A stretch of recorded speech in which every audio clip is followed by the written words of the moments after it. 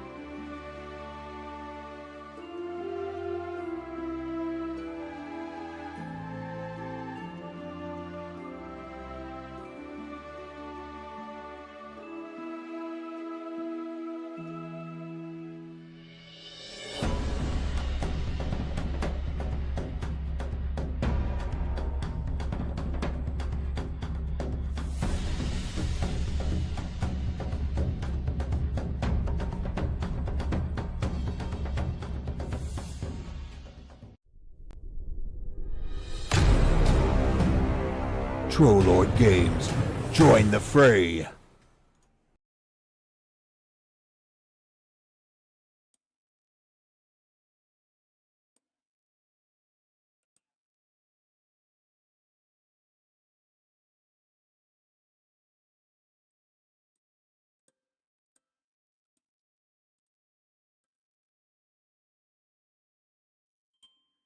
We apologize for this technical problem going on right now.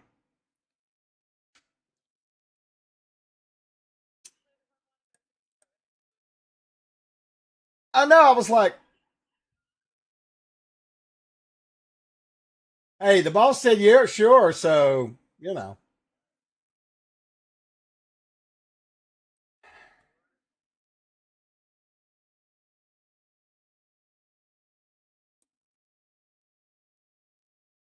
Oh,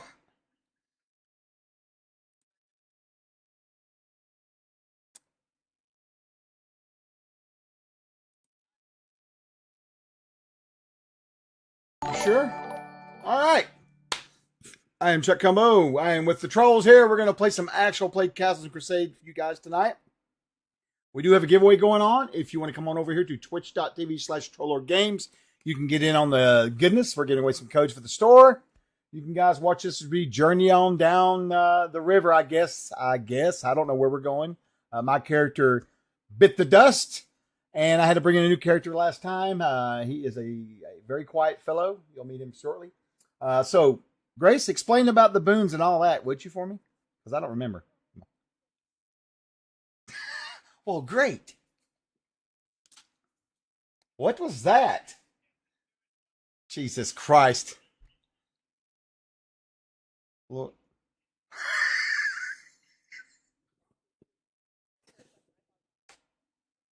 Oh.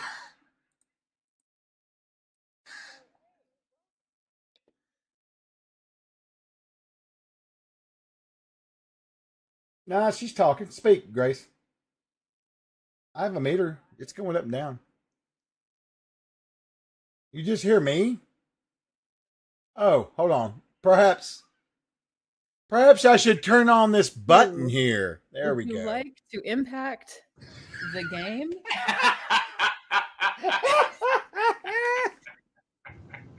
Am I live? Yeah, you're awesome. That was great. No, keep going.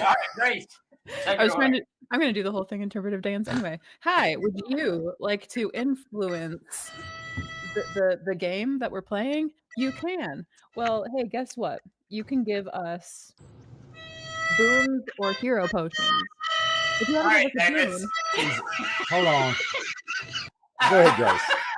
Go ahead, Grace. if you want to give us a boon, it's free, and you can do it for the low price of watching our stream. You get channel points when you watch our stream, and you can spend your channel points on a boon, which equals a +1 to any roll that we can use to increase our chances of winning the game of Castle and Crusades. You can give it to any of us, or you can give it to Steve. Just whenever you redeem the channel point redemption, just let us know who you want it to go to. And would you know that? It's easy as pie. Or if you want to like support the stream a little bit, you can give us a hero potion, which is any subscription. It's any gifted subscription. One subscription equals one full reroll for any player. So if we roll the dice, we don't like what's on it, we can roll it again. And that's really just any $5. So if you want to donate bits, or if you want to sub, or if you want to gift subs, then you can do that, and we will turn that into benefits for us. If you want to donate Bitcoin. No. Will you run off what we have We for are each person? accepting Dogecoin. Oh God. Dogecoin. Shinu Ibu. What are we setting with each person, Grace? I know you're probably gonna go back over it again during the game, but just so everybody here listening right now can hear. Of course. So Jeremy, who's not here, has 2 +1s and 5 rerolls. Can we use his if he's not here? Yes. Castle Keeper? Yes. No, you If can't. Jeremy says it's okay, I'll do 3 I've got 3 +1s and 4 rerolls. Chuck has 1 +1 and 6 rerolls. Oh, help me out. Peter has 1 +1 and 4 rerolls. Davis has 1 +1 and 4 rerolls. And Steve has 2 +1s and 2 rerolls. That's a bunch of I'm gonna use the shit out of those rerolls. Sorry. Hey, wait a second. So I have a question. Yes. So you get experience points for killing things, right? Do you Yes. get their rerolls? Oh no, that's an interesting. A new that's subscriber. I'm just going Prepare to kill for all the party and battle. they're asleep.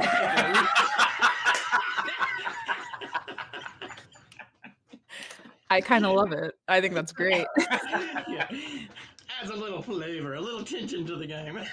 Suddenly, Steve had a TPK and he did absolutely nothing. All right, let's kick this off. So, for those of you all just joining us, we missed, I think, 2 games in a row. Well, no, we only missed 1. Supposed to do it yesterday, but chaos ensued with post-game hold, travel, and whatnot. So we kicked it to tonight. Thanks for joining us tonight. We're going to dive right into it. So we ended last week. Y'all did a running battle with the Hobgoblins. Chuck's character, what was the character's name? He's already dead. I forgot who he was. Larian. Larian. How fast we forget. Well, you know, they didn't bury you, Chuck. They just left you on the trail. Oh, I know. I'm sure if I You fed fell. some orc or some rabbit or Yeah. a wolf or I don't know. Hey, you fared better than one of Todd's characters that was annoying everybody back in the 80s, and he went negative, like -4, so Mac and Charlie buried him. And Todd was like, I'm still alive. And like, we didn't know. So they buried him alive and killed his character. All right, so He looked dead. it was hilarious. He's dead enough for those 2. All right, so you guys did a running battle with the Hobgoblins up and down the river. Larian was slain by the Hobs, and the rest of you guys managed to regroup and kind of heal up a little bit. I think you're all somewhat wounded and whatnot. But the general down about half, yeah. yeah, something like that. The general consensus is that you have to flee the Darkenfold. It's much too difficult and terrifying and scary for your characters, so you've got to get out of here as fast as you can. So Can we rewind a bit? they give you, they serve you chicken for dinner. You can see there's chickens everywhere. I mean, Grace Me and and I just had the same thought. You threw down a gauntlet. Me and my 3 remaining hit points have a bone to pick. We're taking it on. Yeah, yeah, that is Jeremy talking. No doubt. All right, so you guys are planning on scooting out of here as fast as you can, which I believe is the general consensus. So the next, I'm going to just fast forward. Davis, what do you got? I gotta go on a trip. So that very night, after we're discussing like who did what, and I'm like, oh, you guys did a great job and everything, you're heroes and stuff like that. You slew the Goblin King or whatever his name is, Hobgoblin Lord. I gotta go get my backpack. My backpack's at that cabin. Okay, So all right. I'm gonna head out there and sleep. Okay. You easily retrieve your stuff, and I can't. Did you leave traps? I think you pulled the traps up. Should I have you roll to see if you step in your own trap? I remember that one. The other four are at the campsite. Yes, some They're poor open. fox is going to come crawling through the woods. If it were me in real life, I'd go get those traps and undo them just in case. But You got about about 3/4 of a day. You can get there by late in the afternoon the following day. yeah, no. Okay. Yeah, I don't care. There's a good chance the remaining hobs will find him and get snared in your traps. And that was part of the running battle for everyone out there. So anyway, the party has regrouped in Willowbreak, the small town that they have been trying to escape for 3 or 4 or 5 sessions. I don't know how long, but for a while now. The evening passes. You guys rest up, eat. I believe you were going to bed down there in the tavern, and because there's walls around you. So I'm just going to ask you one question. You guys get to decide this. You can role play it out if you want, but I really just want you to kind of roll through it. Do you all want to stay for a couple of days in Willowbreak and heal up, or do you want to get on a river and head the crap out of here? Dude, I think we're we're- I'd like to. like a week or two. We're pretty Heal up, healthy, yeah. right? I mean, I don't No. think I'm hurt. Good shape. All right. Should probably find my Well, character. I'm down to about half hit points, so I was gonna go find that little whatever hedge witch or woman, whatever it was that was around there, and see if she's got anything Some resembling healing potions, herbal lore, anything that'll work. Anything that'll patch up some of your wounds. So when you say half, how many hit points do you normally have? 12, but I got 6 now. Yeah. Yeah, I know you got smarted pretty good by a hob. So the next morning, now Chuck, you've kind of what is the new character's name? Corum. Corum. That's a great series. book. Ooh, Corum. I heard the name. So Corum, you've kind of half joined this group. I believe you rescued Davis out of the water at some point in the previous day, and you can see they're kind of bedraggled. They're getting up that morning, eating breakfast and whatnot. They're battered. All of them are muddy. Their clothes are muddy, blood stained. Quite a few of them.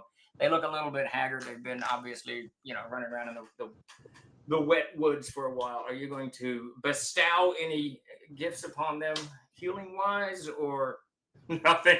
Um, I look over at Corum. I look over at Corum and go like this. I go, and then laugh. Corum looks around, but he cannot seem to see whoever's doing that because they're so small. You can't see them. Looking. Sit up in your chair. All right, so got a question for you Yes. for the group. So since I am going to go into that mode, let's do this. Let me get this character sheet off here from another game I'm using. What was that noise? I'm Davis- turning off my speaker so it doesn't make any errant sound. All right. So we'll go around the table here real quick. As I look over Wyatt, what kind of shape are you in, Wyatt? You look hurt, or how serious are you? From what I remember, he took a really good slam with a weapon, and his armor's kind of busted up. He's got some kind of scar running down where shoulder armor would usually be, but he hasn't gotten it yet. So it's, he's got to go and get at least a breastplate repaired again, as I Hey, remember. let's do this. Let's do this. I was going to do this in a few minutes, but let's do this a little bit different. Okay. So I want each of the three of you to describe to Chuck what your character looks like and incorporate your wounds into it, so that everyone new to the stream can see what everyone looks like. Awesome. And Chuck can role play the battered comrades. All right, Peter, we'll start with you. So start over, Peter. Okay, well, he looks like he's, he looks sort of average height, about 5'8", but he's very, very well built. Of course, he looks like he's beaten all the hell right about now because his armor has been dented severely. I think one of the straps has come loose, so he's going to have to go fix that. He's kind of got a kind of Mediterranean vibe to him with a dark olive skin, gold eyes, and really black hair, somewhat curly. But it looks like he's seen a bit of it yet, or seen a bit of action. But he's from the look of him, he keeps his equipment very well maintained and fit at least. But he's obviously not been having a good day. All right, Grace, take it away.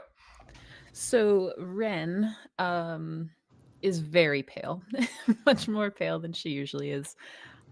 She her normal stance is, I've described her in the past, kind of like a spider. Like she's always kind of poised to leap in the direction of something. But she is a monk who wears these kind of like orange, yellow, brown kind of robes that are very flowy. She has a belt that has 10 clinking bottles on them that are filled with different things or empty. She has big green eyes. She has a floppy hat under which her head is not quite so bald anymore. Some red hair is beginning to grow back where it was shaved. And I think her wound was like to her forearm or something like that. She got really, really, really nailed, and it is going to leave a scar. She is not well at this moment. So you're all kind of pale and a little bit worn. All right, McGowan. McGowan's leaning back in a chair, his feet kicked up on a table, and his usually clean-looking face is sort of a haggard-looking with a big black eye, a bent nose, blood crusted in his beard and on his mustache. He's not wearing a shirt either. It's lanky, lean, and there's a big, huge blood-stained scab put together, puncture wound in his side, and his breeches are covered in blood. But he has feisty blue eyes, and he's just smiling as he's drinking. All right, Corin. So that's the crew. You're sitting with these people. You guys have just finished up your plates of eggs and some bacon and whatnot. But and you're just looking at your bedraggled crew, and they're on ready to hit the road, get in the canoes and head south. Okay. All right. Well, it sounded to me like the two warriors were pretty well in okay shape, but Ren sounds like she's hurt pretty badly, right? She's pretty bad. We're pretty close to the edge. Things might have gotten a little dire. All right. So while we're sitting around getting ready to go and prep up and finish our eggs and all that stuff, I will administer some healing. I will probably. Did we spend the night here, or is this the same day they meet me? You spend the night. It's the next morning. Oh, so well, you can pray for your spells back. Adam, boy, that's what I was hoping. You're such a benevolent castle keeper. I'm just feeling, good today. All right, cool. All right then. Hey, Chuck. Yes, sir. I'll make a promise to you. We'll go out of our way to protect your character and not let him die for at least 4 sessions. The important thing is that Larian died for something very, very, very, very important. Yes, Yeah. like watching Which was Jeremy. our whim. Watching Jeremy do a 3 Oscar performance out of nowhere. So which was worth it. That was great. That was great. It was really good. You did, yeah, you did great. So good. All right, so I'm going to heal Grace first. I'm going to pray and call to my God, and I'll hold up a holy symbol out from underneath my. You guys hadn't seen this before in this tunic. Oh, I should probably describe myself to the group. You'll see. Everybody. I forgot about me. I'm in perfect health, and I stand about 6'4". I have a bald head. I am wearing sort of a braceplate kind of armor, but I've got it very well detailed with lots of symbolisms about religious stuff related to Corthane, the god of justice in Aird. And out from underneath my tunic here over top of this armor, I pull out this holy symbol of Corthane. But what's interesting about it is it looks to be made of some sort of dark-looking metal. And then some sort of silver metal is being gilded all the way around the edges of it, but not completely covered. So you can see this dark-looking metal or stone inside of it, right, with the carving on it. And he'll hold it up in the air, and kind of hold his hand for just a second. seems to be mumbling, but you don't hear any sound coming out. And then you'll see all of a sudden a golden glow encompass Ren as she begins to get healed. All right. And you, my friend, are going to receive. Find some dice around here. Oh, shit. A total of 11 hit points. All right. As I use two cure light, I'm going to use two cure light wounds on her. That's what I'm gonna do. Okay. All right. So you cast both of them. And let's see. As far as the other two are concerned, this is the point where my memory is shit right now. Can you just go ahead and tell me if you guys are hurt or not? Because I really can't remember now. A lot. Yeah. I mean, you got beat up pretty bad, but I think Davis's character wasn't as bad as you are, right? I'm at 2 hit points. 2 hit points? All right. Okay. All right, then. So I just want to point out to everybody that this is a historic moment that just occurred. What? Davis actually admitted to having wounds in his character. Davis never tells you how many hit points he's got. Oh yeah, I rarely do. I don't want. Damn it! This is the game. I don't want the castle keeper to know how many hit points I have because I don't want to like influence. So right. Sure. Like, as a player, you should like work in that direction as well to keep the tension at the table. Yeah, so for I sure. don't want him to know I have 2 hit points. I Right. shouldn't have let that happen. And I will use my remaining spells here to cast aid on. I'll guess 2 on you and 1 on Wyatt, I guess, or y'all can fight for it if you want. I don't care. I pull out a knife. Jesus, Wyatt. I was kidding. Oh my god. Oh, okay, damn it. Let me use my official Castle Crusades D2 die I have right here from many years ago. All right. Wyatt, you get 2 points back. And then Corthane has seen justly to award MacGyver with 2 points as well. And that'll be all of my spells.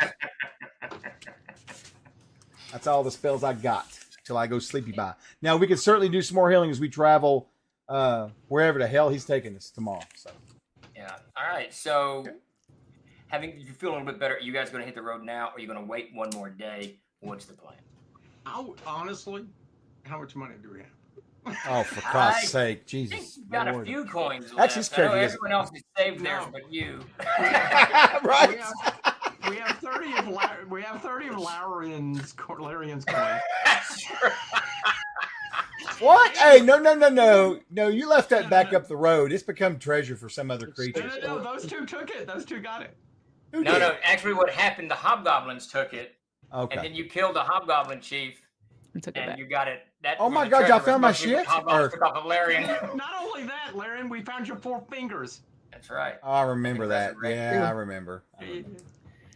Actually, Ren would do something while we're like resting. Of course she would. Yes. Ren would, if possible, if she can get around McGowan while he's asleep, she would take a handful of his money. Oh. You lose, but I don't think McGowan has any money. Maybe Yeah, I she don't has know. any money. She was so the idea is to try before he spends it all. Well, what do you have left, Davis? It's not much. Well, let's see what I got. What do I have written down? 1 gold piece.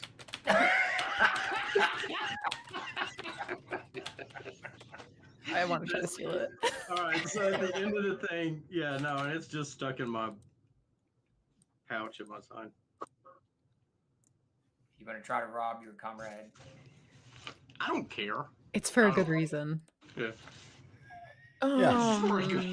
If he's never without it, then probably not. Well, it's in his pouch. He's gonna sleep with his pouch on, I'm guessing. Yeah. No? What are you kidding me? Do you sleep with your wallet in your pocket? She sleeps with her bottles on. A pouch is like a boneless bottle. No, I throw all my junk in a pile beside me. Well, you could pretty easily steal his pouch, empty his pouch, if you want to take his last lonely golden coin. She takes his 1 gold piece. All right, Davis, you have no money left. There's a locket in that pouch too. She wouldn't touch that. Davis, you remember that? She might snoop around it. What does You it me- look like? Do you remember It's when? a glass locket with a thing of hair in it, strand of hair in it, or a little thing of hair in it. She leaves it. She leaves. And there's some cotton balls, a little bit of charcoal, and a striking thing. David, somehow I feel like that was a character you lived out west at some point. All right, right, I'm gonna be so- FK for just a sec. I'll be right back, guys. Sorry. You got it. All right. So, do we need to do anything with this golden coin, Grace, or is it going to come? Come up later. Okay. All right. Good deal. So Yeah. that evening, you filched Davis's coin. I don't know if y'all split up the hobgoblin treasure. I don't know what happened to that. We didn't. Okay. So let's just assume that Wyatt has that treasure there. I think it was 30 gold pieces. I didn't write it down. I can't remember. It It was 30 60. gold. 60. Okay. Was it? Yeah. Okay. Couldn't begin to tell you. Yeah, Peter's still trying. Sure, Peter. It was actually twice that. Yeah. I don't think that came up at all. So It y'all- did. It did. It did because there was the fingers. There's remember. coins in the fingers, Oh. but I couldn't remember. Oh, there was So, about to be 60 an argument. Because that was how to actually- be distributed. Yeah. Yeah, so that was Larian's gold. A good chunk of that was Larian's. So I'm assuming you're not going to include the nuclear, or are you? Are you going to divide that up, Wyatt? Well, it hadn't really occurred to me yet, but I'm certainly not. Well, Wyatt Or would do you not just- be inclined. Wyatt would not be inclined to divide it with a character who ran away and got one of his party members killed. So So Jeremy's out. I mean, that's he's not going to say anything about it. I'm not gonna. I didn't say it. And Chuck has apparently disappeared. So Yeah, he had to step away. Jeremy's probably listening to the stream going, I'm going to kill these people. For those who are not in the know or just joining us, there's a fifth player, Jeremy. He's been playing, but he couldn't make it tonight yet to move a bunch of crap. So he's away from the computer. He'll be back next week when we resume on Monday. All right, so everybody gets whatever 60 divided. That's what, 20 gold pieces? Davis, you get 20, Grace 20, and Wyatt, you keep 20. I assume you're not including the cleric in this split up here. No, but when I get my 20, I I go can straight hear. to- I go straight to what's his name and buy everyone beer. And Okay. He gives you what's called the McGowan discount. You've been buying so much beer. He's very happy with your patronage. that's all right. I'm gonna steal his. Moved a long so. time ago. All right, so you guys are going to bed down for one more night and day. So just knock off 2 gold pieces, and that'll cover your room, your food, and whatever else you guys have gathered. You've shopped enough. You've got equipment and gear, I think. And Rand, that'll mean you found 28 gold pieces. Of that. well, now, yeah, the second night, Rand, he's got more gold because you saw Wyatt give it to him. It would take 10. Okay. last guy asked for me, please. Just hunt me up a Like I never noticed. drink. We'll shut out the Troll Lord in the old days. All right, so I don't care anything. Thank you, baby. So the next morning, the following morning. Now you all, because you actually rested for 24 hours, everyone heals 1 hit point back naturally. Okay. If Rules you as are written. still running. Yes, rules as written. And the next morning, I'm going to assume early in the morning, before the sun creeps up, you guys are going to set off. Now it's early fall. It's roughly September time frame. The temperatures have begun to drop. The nights are around 55, 50 degrees, somewhere around that, and days between the high 50s and mid 60s. But there's a lot of mist and water. It rains pretty much every day, a little bit here and there. That brings the temperature down even more just because you get cold and wet. So early in the morning, you guys get up.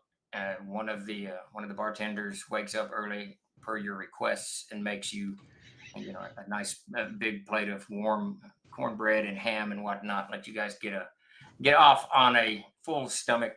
before the sun comes up, you guys are down at the bank readying, throwing your equipment in the canoes. Now, as I recall, you had 4 canoes, because you got 2 from the Hobbs, didn't you? And you bought 2, and there's a John boat sitting there on the bank. So you got like more boats than you got people, which is a pretty good place to be, I guess. In that day that we were there, I'm gonna go and get some gloves and actual clothing. Okay. For winter wear for McGowan. Ooh, Ren might do that too. Wait. Yeah, I think that's going to cost you about a gold piece or maybe 2. Chuck. Are we going somewhere that's got cold? Well, it's, Or is he just you're spending moving all the into- money he's got? Well, what? Do what? He's buying winter clothing, right?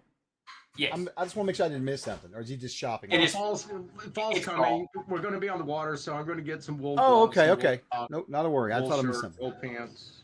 Okay.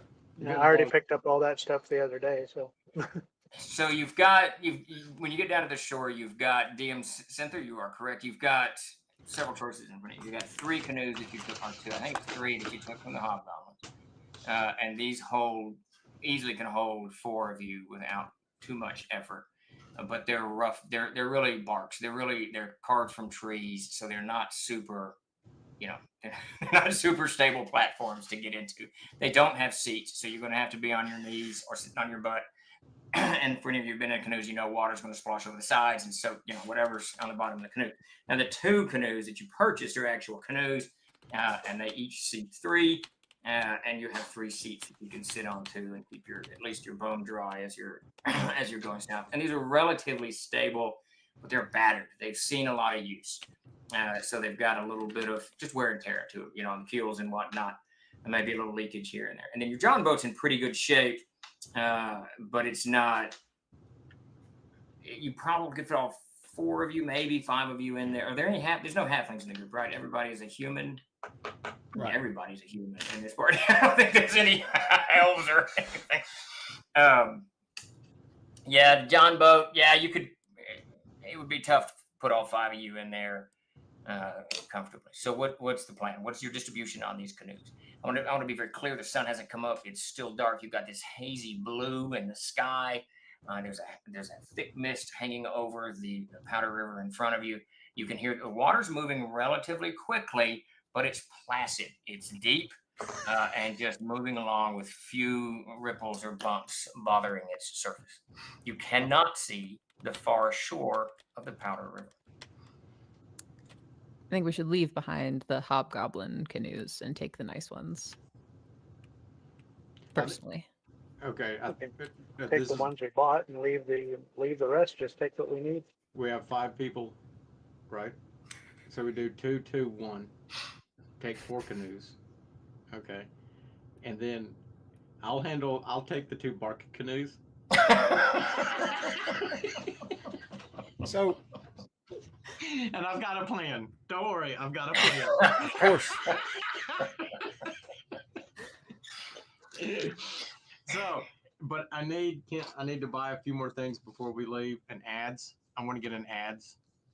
Now, do you want to wait till they show up, open up for that, or?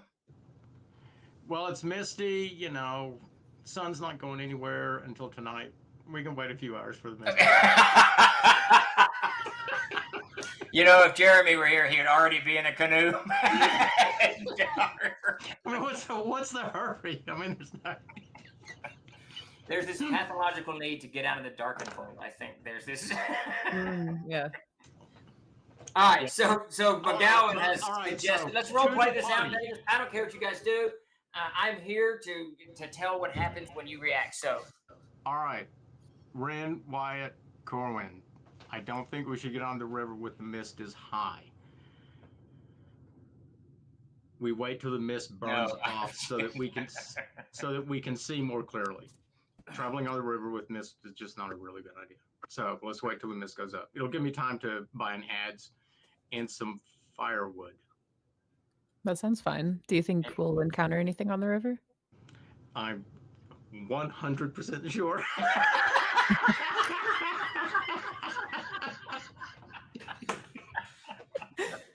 I have absolutely no doubt that we're going to encounter something on the river.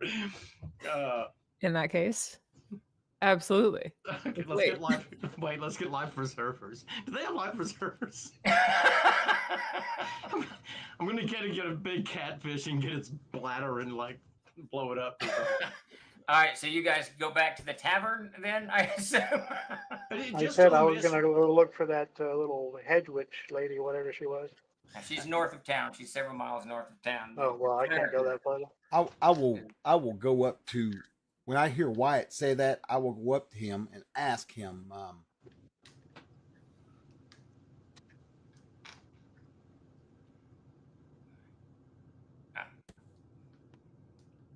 Oh, if he's got healing herbs, I can try that. There's a shop. There's a shop that you can get some from. okay. Yeah, You'll see me hit my weapon and just kind of stand next to you like I'm ready to go. I'll go take him to where the exchange is, and or whatever that little shop is that sells all the stuff. See if I can get some more first aid bundles while I'm at it. That's mainly what I was after, is like little herbal bundles or whatever. All right. Yeah. Okay. So you guys wait for an hour and a half or so, and then you're going to head back to the shop. And Gil's just opening it up. Sun's come up a little bit, burned a little bit of the mist off, and you can see it kind of floating up, the mist floating up the river as y'all tramp away. And you can see that the innkeeper looking down at you. And he's like, I don't think they're ever going to leave. At this point, we're just citizens, In fact, they're getting ready to tax us. I don't know. I know. We can buy some chicken. Yeah.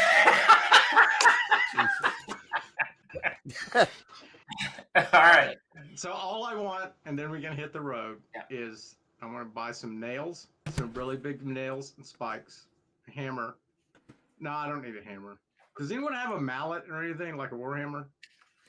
I got a hatchet, axe, and hammer thing. So. Okay, 1 flask of oil and an adze. That's it.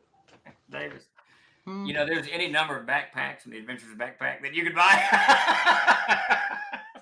That's true. But I don't have. I'll just take off 3 gold pieces. I'm pretty generous with my money. Yeah, that sounds good. That sounds good. But I have to tell you, for everyone out there, the Adventurers Backpack is a book we're in the process of reprinting. It should go to printers by the end of the week or early next week. And when Davis said nails, we do. 50 iron nails, Davis, costs 5 gold pieces. So how many nails are you going to get? Holy crap. I forgot. Nails are actually really, really valuable. Well, I don't really need 50, but I'll buy 50. And as I'm handing out my gold, I'm like looking at my pouch of money. I'm like, what? I thought there was more in here. He'll throw in the ads for free since you've been buying so much stuff at the shop. Now take some firewood and throw it in the canoes there. Now we can go. All right, so who's getting in what canoes? By this point, the sun's up. It's a little bit warmer. Most of the mist is burned off. You can see the far shore. You can see the water moving, and the village Willowbreak is alive. People are up doing their normal chore. Ren and the dog will hop in with Corum if he's amenable to it. Oh, that's right. You have a dog still. I forgot. Oh yeah, that's right. We gotta name him. And right. You'll see Corum reach in and give him a little dog treat. He's got some treats. Oh, remember? and Chuck, knock off like 5 gold pieces, and that gives you 3 little jars of salves that'll help you heal 1 to 2 per jar. Knock off 5 from what? Just from my 5 gold pieces. Do you have any money? Yeah, I just didn't. Oh yeah, but I didn't know if they like posthumously awarded me some of Valerian's money. Just throwing that out there. They did not, sadly. Okay. Well, that's a real shame. All right. Yeah. After all the healing. I was going to ask you, have you ever had clerics in your games over the years, Steve, charge for healing? I'm just throwing it out there for an idea. Once in a while, we've had it. Yeah, Davis is a whole different ballgame. I don't even want to know. That one cleric, I made him tithe to the church and they killed me. Well, there was that, and then it might have been Davis. Someone tried to make Todd charge. Todd was playing the fighter. Someone tried to make Todd charge for healing, and he said that's fine. And the next battle, he just stepped back and said, "You're gonna have to pay me to fight." Oh shit! No kidding. Oh yeah, no. Todd went there immediately. Wow. Incredible. That's And awesome. I think that was you, wasn't it, Davis? And then Yeah, and I died. Because Yeah. Todd, when he didn't pull his blade out, it was hilarious. Oh, I guarantee you, he's probably just waiting. Oh yeah. Okay, I thought it was really funny. so All right, 5 you so- said, right? 5 gold. Yes. And that Thank gives you 3 small potions, each of which will heal. And it's a salve. It's kind of like a cream. Each will heal 1 to 2 hit points. Dude, I'm almost out of gold again. You know, perpetually out of gold, Davis. All right. So by like 9 in the morning or so, you guys are making. I think this is about your 14th foray to the canoes to leave Willowbreak. there we go. Jesus. So the question still stands: who's getting in what canoes, and which canoes are you getting in? Ren is with Corum Okay. and Are you wants getting- to talk to him a little bit once we get on the water. I'm going to differentiate a little bit. There's the 2 canoes, and then there's 3 barks, and the barks are the hobgoblin canoes. All right. So Canoe. Okay. who's getting in a canoe? Ren and Chuck, you're getting in a canoe. I'm getting in a canoe as well, probably with McGowan, Jeremy. Alan. Yeah. Jeremy's getting into 1 canoe. Okay, so yeah, we'll put Jeremy in one of the good canoes alone, and I'm gonna Wyatt, you can help me do what I'm planning to do because I know you'll figure it out. So what we're gonna do is take 2 of these hob canoes, right? And we're gonna tie one to the other one, and we're gonna row down so we have 1 canoe behind us, and we're gonna fill it with firewood on the way down. Okay. I got an adze so we can just keep shaping the canoe as we go. And we're Oh my gonna God. turn this into a battle barge. Let's go. And I've got nails. We're gonna turn it into an outrigger canoe. So we're gonna... We have a new quest. Making this like boat as cool as possible. As McGowan explains all this, y'all look up and notice that Jonic is a mile down the river, just going as fast as he can go. I know what's down this river. Lots of water. A couple of other rivers. All right, so somewhere around 9 in the morning, Wyatt and McGowan are in a bark, and Jeremy is in a canoe, and the other 2 and the dog are in a canoe, and you're pulling 1 bark. Is that right, Davis? Yeah, we're pulling one of them. Okay. And if I have to, I just take a rope from the quay or whatever. And you're leaving behind 1 bark and 1 John boat, just leaving it there on the back. Yeah. You guys push off into the water like I described earlier. It's moving relatively Yes. Just to let you know, I promised the barkeep all 3 of those things, but we're taking them. Well, you've bought enough beer that he certainly does not care what you take from his. It's a floating piece of wood, really. Yeah. All right, so you guys push out and into the water. Like I said earlier, it's relatively deep here. You've had a lot of rain. It's still raining. A lot of water coming down from the north and west. And since it's been a good 10 days since the rainy season began, you're now seeing all of that kind of, coalesces. It just moves on and down to the sea.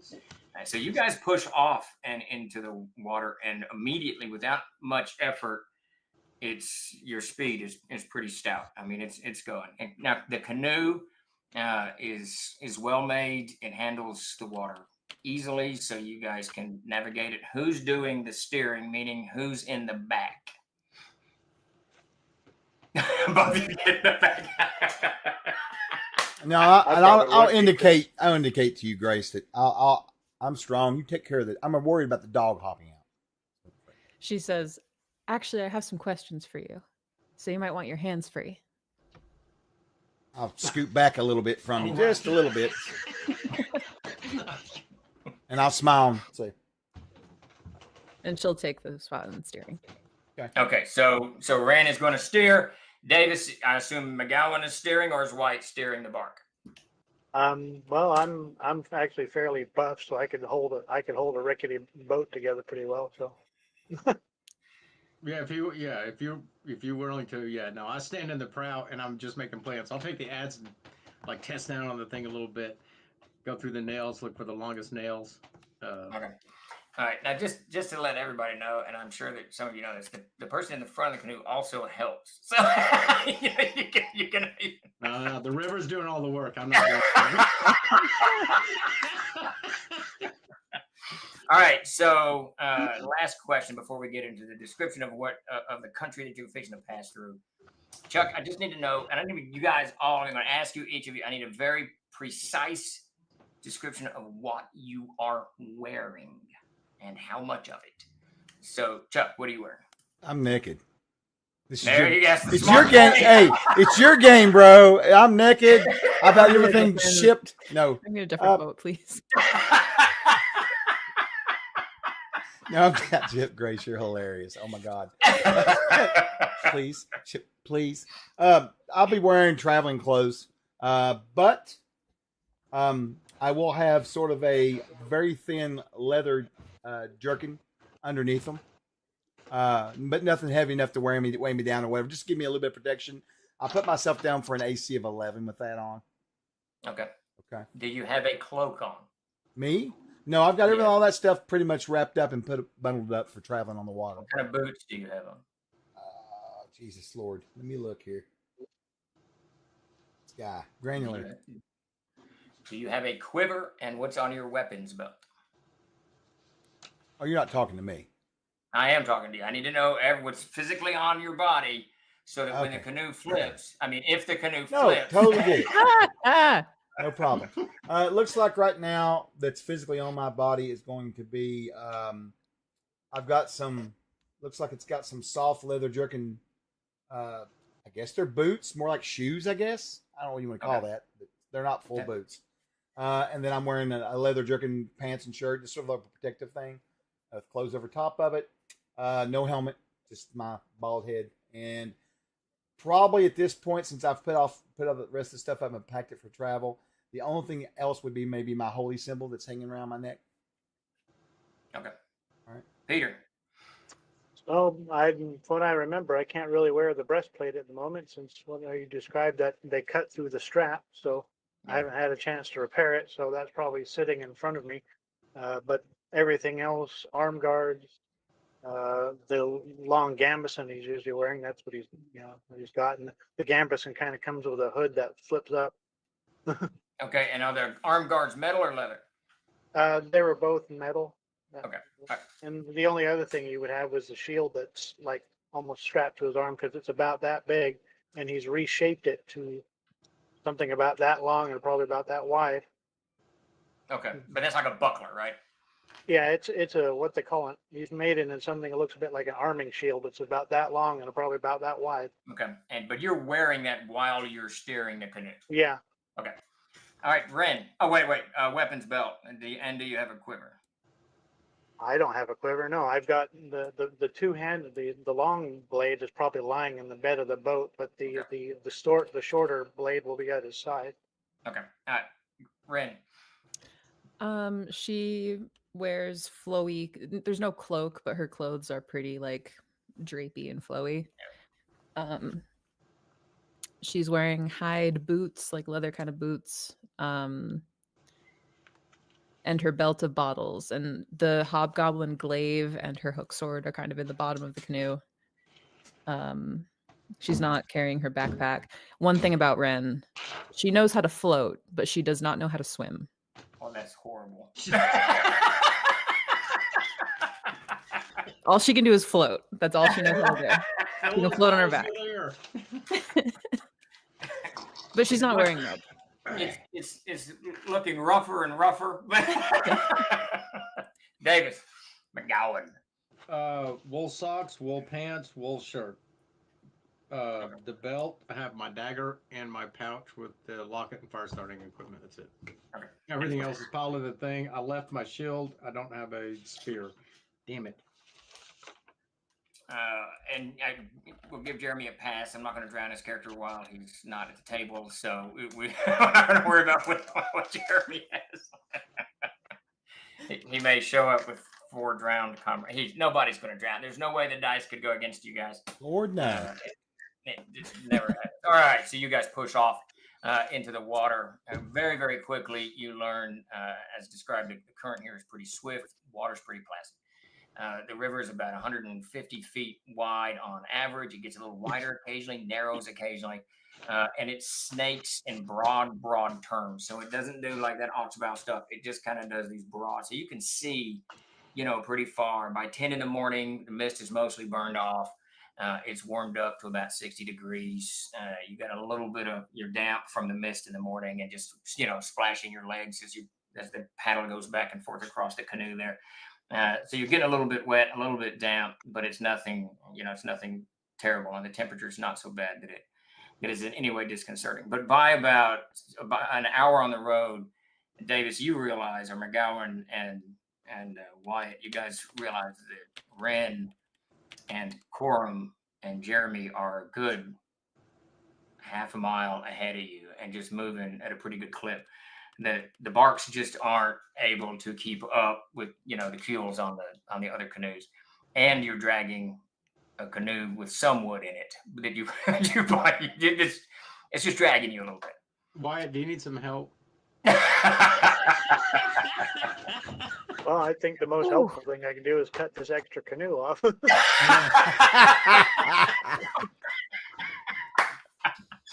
that's great. Believe me, Peter, that extra canoe is going to come in handy. I suggest you don't leave things to me, because I will be very practical about Now you can redouble your efforts. I'll whistle as loud as I can. Okay, you're just, I'm assuming, unless you guys tell me otherwise, that there's no like McGowan knows, there's no reason to just frantically canoe down a river. That would be insane. If I need to catch up, I have a very hefty con, and I can it's also a prime, so I could catch up if I needed to. Yeah, you certainly could do that. So you're going to redouble your efforts and close that gap quite a bit. The journey's relatively peaceful. I mean, the forest is calm and quiet. There's rain everywhere, a little bit of mist. So everything's kind of dampened down, even noises inside the forest. What you got, Grace? Is there a time for a little bit of RP before we drown? Yeah, absolutely. Do you want to wait till the other two catch up? Yeah, let's do that. So as the bark, you realize you're kind of sitting there moving, and you only realize that you've kind of outstripped your comrades when you hear them coming up, and Wyatt's having to really kind of splash into the water more to get that bark to catch up and pull. And to be very clear, Peter, Wyatt, and McGowan, you guys are wet. That water is constantly coming over the gunwales and into the canoe. Well, good. It's making my armor stronger then. There you go. Always look on the bright side. Gambesons are made out of silk and linen, and when it gets wet, it gets stronger. There you go. All right, and so the bark pulls up along. So Grace, take it away. She kind of turns to Corum and kind of clears her throat, and a little uncomfortably at first, kind of mumbles out, "Could I ask, have you taken a vow of silence?" I thought you. It's a rude question, I guess. No. It looked like he was actually contemplating how to answer you. Actually, Oh, okay. I thought Chuck was like, he was like thinking about something. I thought his stream froze.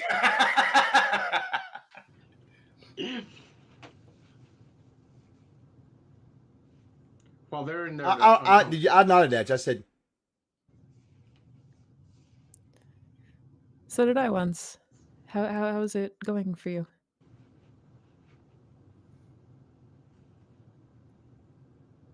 So you two can hear, well, you can't hear Chuck. that's the beauty of this. That's the beauty of this, yeah. right? we can hear They that can't sound of hear. silence. As we're approaching them, I just look over and it says, "Let the river do the work for us. We don't want to be exhausted." Who is that?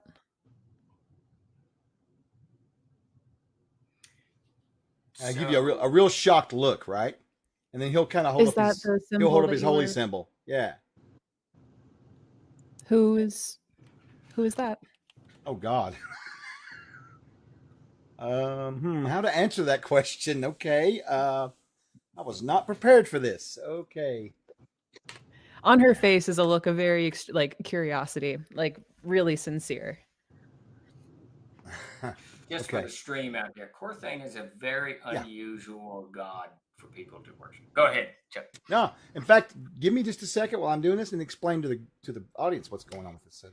So we'll do a quick, overview of some of the Erdian mythology. So in the world of Erd, there's the All-Father who began creating, and his whole passion was just to create. And he created all kinds of things, but his first more successful creations were the Val Erkun, and there was 3 of them. There's Mordias, Corthane, and Orindul. And these are the first creatures that he made some of the first creatures that he made that really had a consciousness, and they're the most powerful of all the creatures, aside from Unklar, and a few others that the All-Father made. Now, Mordias she becomes the Mother Earth, for the nature goddess, for the lack of a better description. Orindul becomes rather greedy and evil, and he's selfish in these. I shouldn't say evil, but he's very, very selfish in his treatment of things. But Corthane takes on the persona of being the ire of the All-Father, of the true, what he believes that the All-Father is. He is a god of law and good, and neither of those are, in his estimation, kindly things. When he delivers judgments on anything, he is one of the few gods who has done nothing with Erd when the world was created. Mordias came to the world and began fashioning things, and Orindul came to the world and began fashioning things, but Corthane did not. He remained in the void and just watched, because he believed himself to be the All-Father's, alter ego, or what have you, the knight of the All-Father, however you want to put it. So his worship is very, very rare. It's unusual. It's usually cults of paladins, 5 or 6 paladins who have gotten together who worship Corthane, and they are brutal in their judgments of people, and none. The most interesting thing I've found for people who read the Andanuth, which is the story of the world of Erd, is almost all of them come through with, is Corthane really lawful good? He's kind of an asshole, and he's very judgmental. We will put it that way. He's definitely an asshole, and he'll basically hold up a message that basically says, "He who protects the innocent." So why has he demanded silence from you?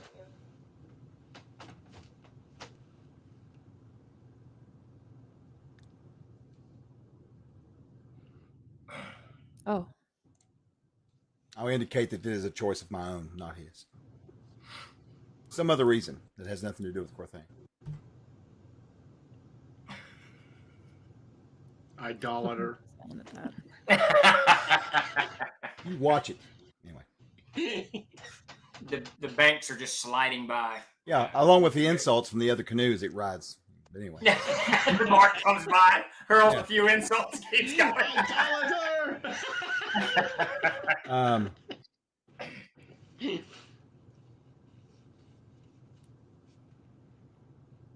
All right, don't make fun of me writing in like shorthand, okay, everybody? No, that's fine. A small patch of forest in Maine. I wasn't born there, but that's where I was raised.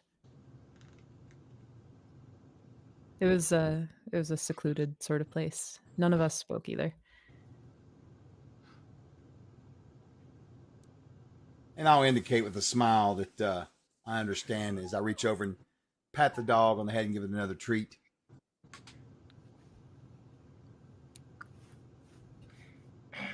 The river slides on by. Wyatt, I'm going to get a nap. We'll switch it.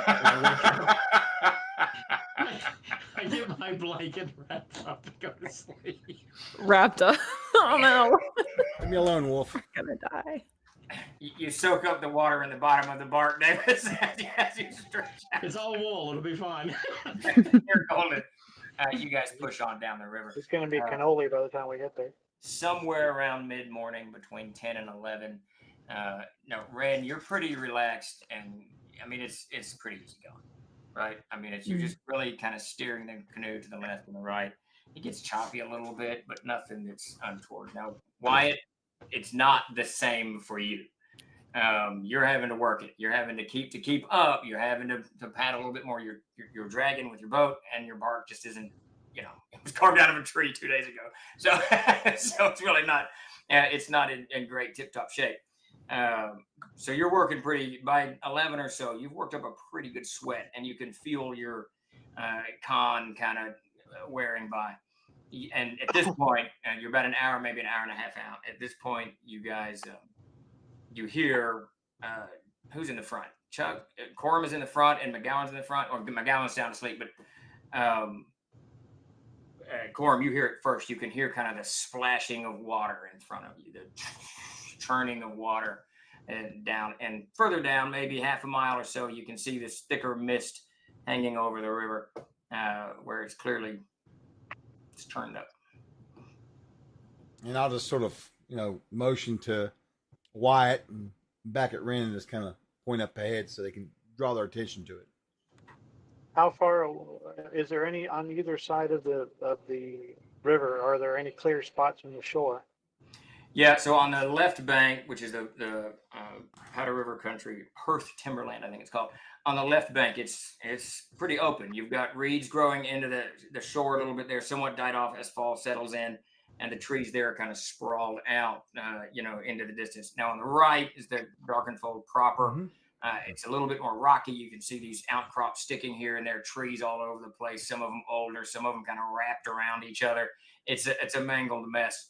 Much easier on the left, but you could easily in the next half mile go to the right too. Either one you want to go. Well, I want to go to where it's smoother, and and then at least before we get to what probably are going to be rapids, or at least choppy water, and go off to the left and park for a bit and go and get the lay of the land. Okay. Are you going to signal your comrades or just? That's what I'm going to do. I'm pointing. Yeah. All right. I will assume, Ren, you follow suit. Yes. Okay. All right. And we will assume that Jeremy follows the crew despite his true desires. Which is probably to sink Davis's bark. Keep going. All right, so you guys pull up onto the shore. I need it. Do some classic random encounters. If there's a 1 on an 8, there's something there. So you don't see anything on the shore as you pull up. Trees kind of sprawl out, mostly oak and sprinkled with a little sycamore in there, with the white bark from the sycamore kind of shining out. And leaves are beginning to turn. So you get just the very beginning yellowish and orange colors that you see when fall sets in. And a small, even as you're pulling up, this very, very short 30-second rain burst douses you all in water. And then you beach your canoes, and the bark carrying the firewood joins you last as it kind of crashes into the side of the bank there. It's a bit early to be making camp, isn't it? I kicked the mochi roll out of the canoe and tell him to go make himself useful, and send him down to go have a look at what's on the other side of those rapids. The churning water, at least. I'll go see too. Okay, when I'm apprised of the situation, I'm assuming Wyatt will apprise me of the situation. Well, that's what I'm doing. I'm just not labor me over the head with a stick. Go look at the river. I just picked the whole thing up and. Yeah, I'll go down the river, but first I'm going to wring out my socks and put on my boots. All right. So take a couple minutes, kind of prep yourselves a little bit, and then you hop out and onto the shore with. Oh yeah, I grab a sword just in case. Okay, probably a good idea.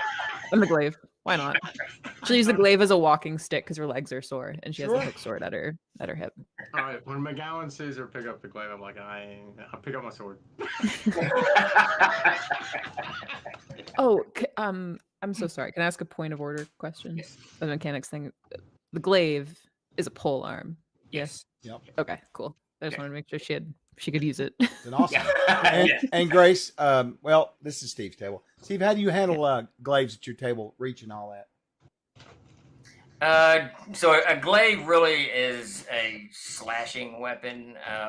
So I generally just let it go. You roll initiative and you're at it. Yeah. So because you still got to kind of pull the thing. It does have a point. Yeah. I think the Falkirk fork is the one with the other fork on it. But Okay. generally speaking, though some, Chuck is right, some pole arms you can definitely, if you brace a spear, if you have a 6-foot spear, you're going to get initiative because you're standing so far away. Right. But the other side to that coin is you've still got that weapon in hand once they move past the spear point. That is true. Yeah, I just want to make sure she knew because it's always different. All right, so you guys get up onto the earth here, and it's relatively dry despite the rainfall and the burst that you just had. Everything's kind of damp from just general forest mist and dew and all this other mess.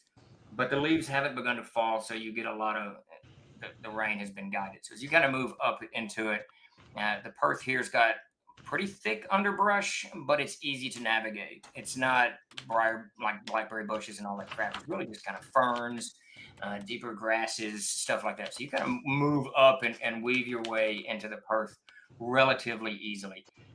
Davis, it doesn't take you but 30 seconds to look deeper into the wood. You can see once you're kind of up and onto the bank, you can clearly hear what are churning water a little bit down the river. But then you can see a gap in the tree line, maybe 200 or 300 feet in front of you. It's either indicative of a creek or a path or something has, created this gap in the tree line. It seems to go in a north-south direction. Okay, I point in that direction for Ren to see and said there's either a creek or a path up that way. I'm going to go check out the path. If you want to go continue and see how big the rapids are. How far? Wait, it leads into the river? The path? No, the path goes north-south, or the creek, whatever it is. And then, of course, the rapids are just south of you. Oh, okay. Okay, so the path is like parallel to us. Yes, parallel to the river. Yeah, absolutely. Cool. Just I'll look ahead and see if Okay. there's any. Yeah, and I'll catch up with you in just one. I'm just going to run up there, check it, come back. Right. Okay. question for you, Three parties. Steve. Just not Yeah. for our characters, but for me because I've got the map up. Is that where both those are going to hit? Those rapids? Is that about where that confluences those two rivers? No, you are about, at this point, you've only been on the road about an hour. You're about half the way, hour and a half the way, 3/4 of the way to Bent's Trading Post is where you are now. Okay, thank you. All right.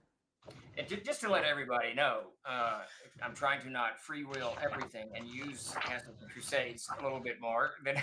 So I've got, there's a whole section in the Castle Keeper's Guide on canoe travel.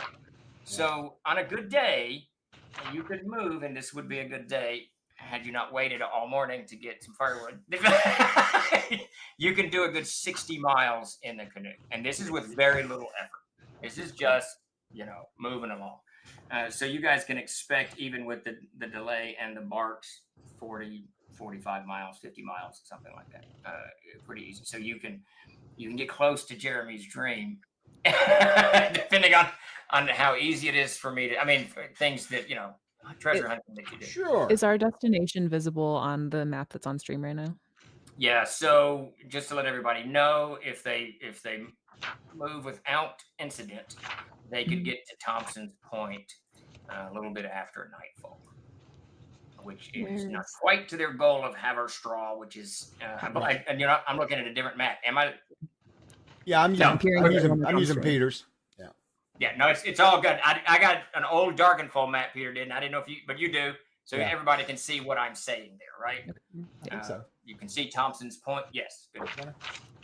I'll be honest with you. I don't have my glasses on. I can't see shit, but I've got to go with I don't think Thompson's Point isn't labeled, but we're going to Haverstraw, and we're about 3 Right, that's the It's ultimate labeled on my map, which is funny. So just so everybody knows, so you don't think we've all lost our minds. There's like 700 maps of the Darkenfall because the first one was done. This very area. So there's lots of them. Yeah. One of these days, Peter and I will get it all put in one big happy folder. One of these days. There you go, Grace. We could do an evolution of the Darkenfall map. Yes. That could be Oh a my real God. thing, actually. That would be awesome. Oh my God. Do a YouTube deep dive.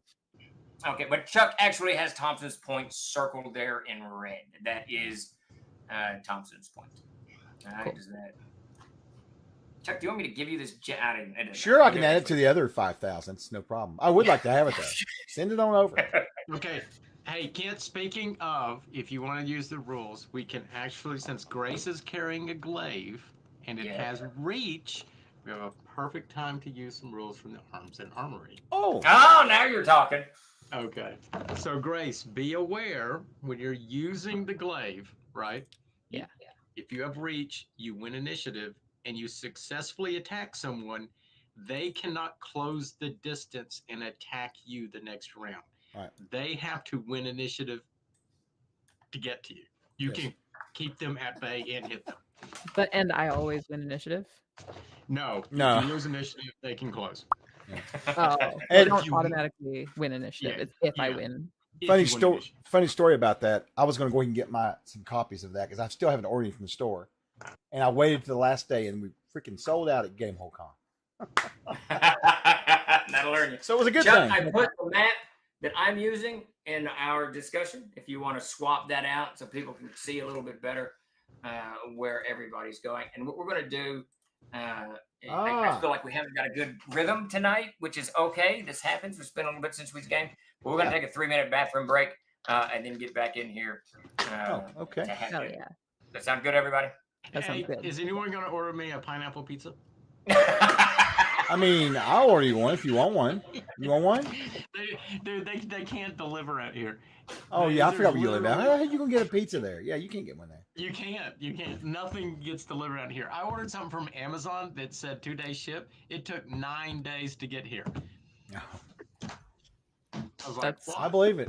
That's something. All right, I'll be right back. I'm gonna fill up the Be Right Back screen. Right We'll back, be right gang. back in a minute, guys.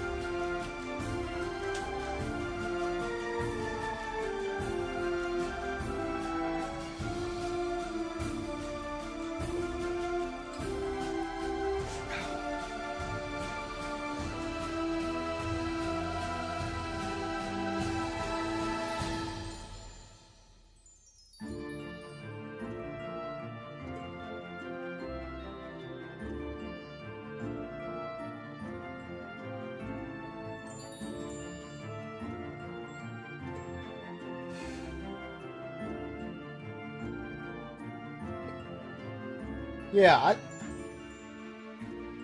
what's the story on that? I didn't know if Kent would get mad if I asked what your hit points were.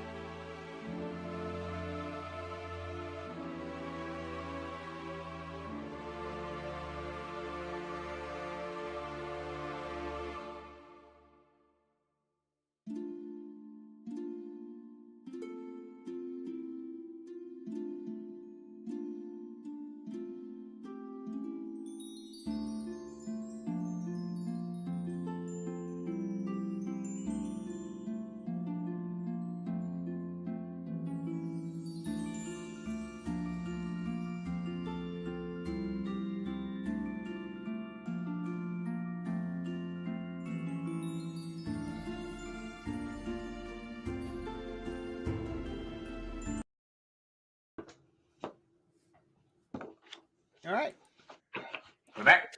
you're back.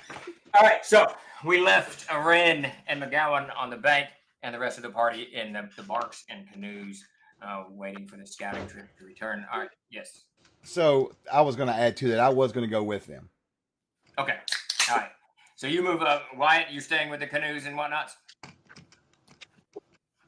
Yeah, making sure they stay on the shore. Okay. Yeah. That's good. An important job. Yeah, that's very important. All right, so Corum, McGowan suggests that they split almost immediately. Which are you going to win? Are you going to? Are you going? Oh, you know what? I forgot Jeremy's not here. I'm just going to stay with the canoes. I apologize.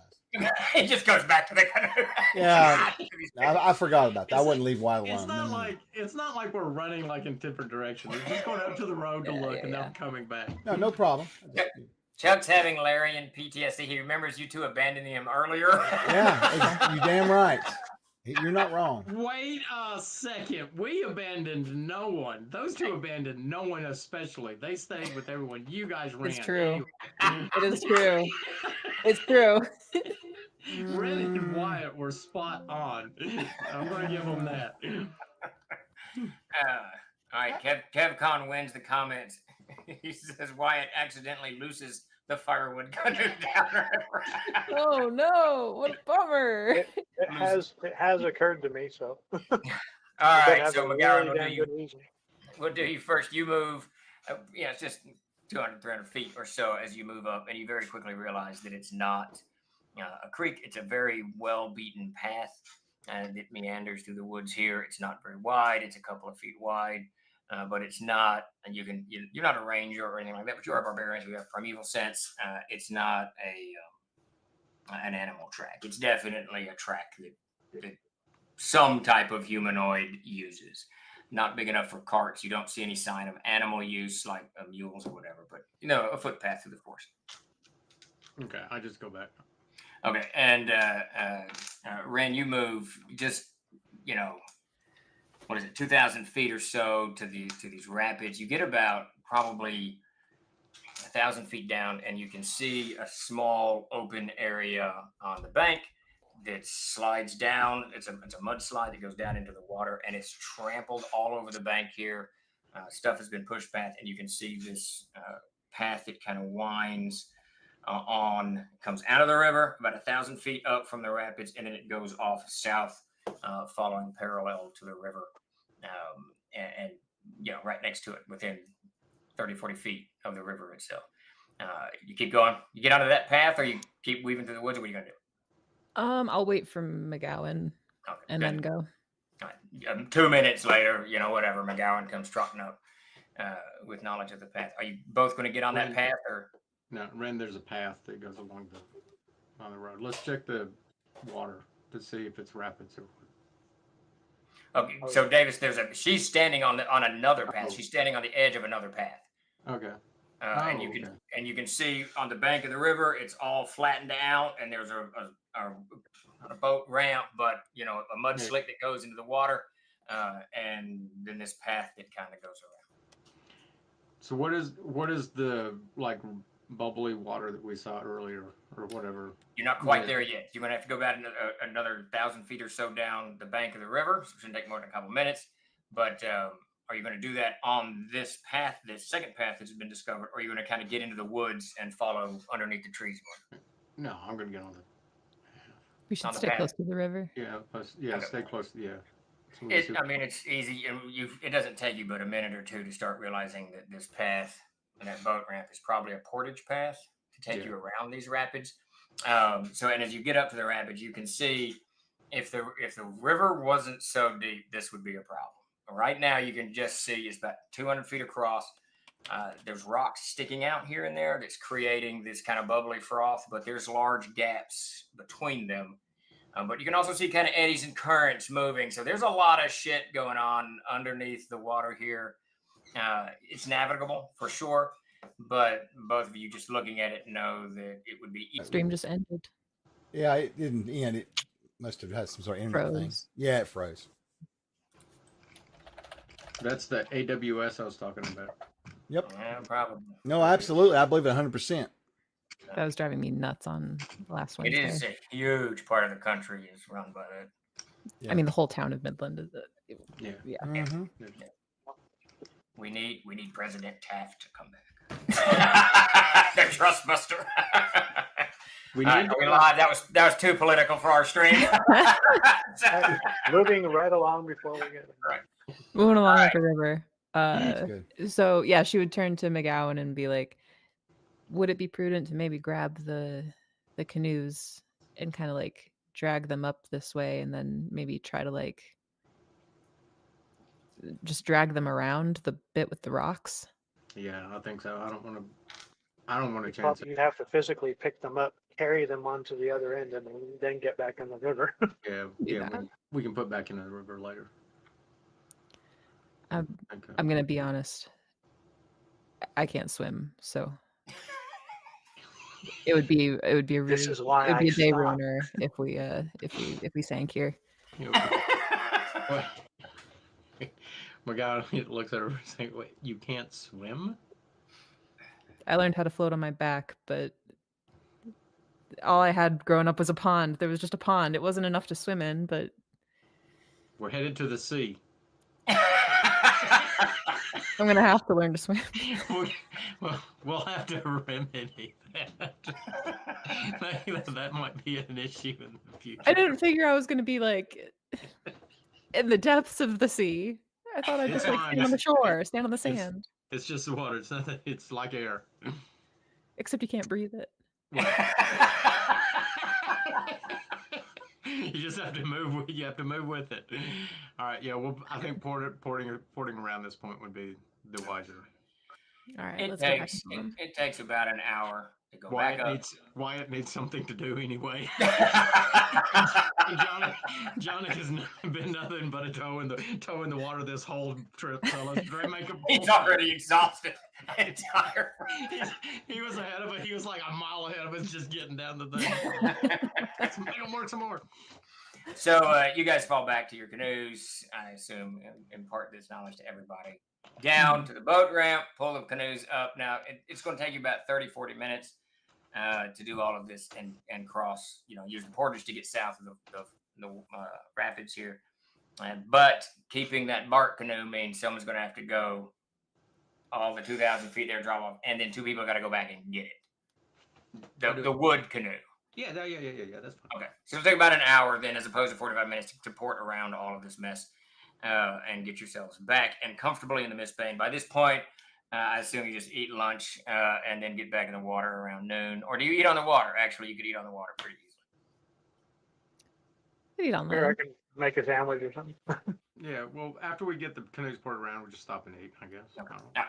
And go.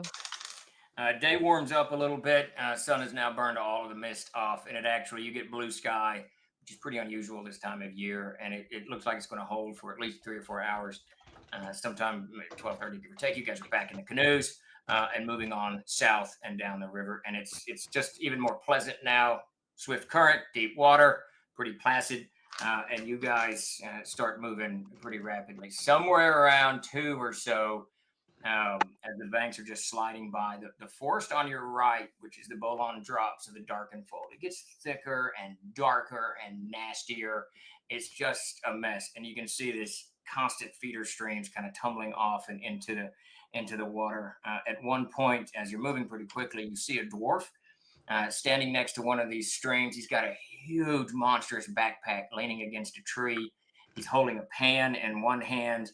He's an old grizzled dwarf, gray beard, a couple of axes stuck into his belt, and he's just pretty broad. And he just watches you all as you go by rapidly. When you wave, he holds up his pan and waves back at you. And then as you cruise on down, he turns and vanishes into the wood and behind you. A little bit after that, about an hour or so after that. Can I check his vibe? Yeah, give me a charisma check. While they're doing that, Wyatt, can you swim? Not with the one I'm wearing, but But he's you do. experienced. He's No, experienced in the woods, so he could probably manage it. 17 secondary. Looking at him, first thing that comes across is he's very, very grizzled. He has been in, dwarves tend to get this way as they get older anyways, and dwarves in the world of Erd always, they follow the Andanuth, which is the oath to the Allfather, which is, I shall do something in this life of value, right? So this guy's clearly taken to living in the wilderness as that something of value. His mountainous pack tells you also that he's been out there for a very long time.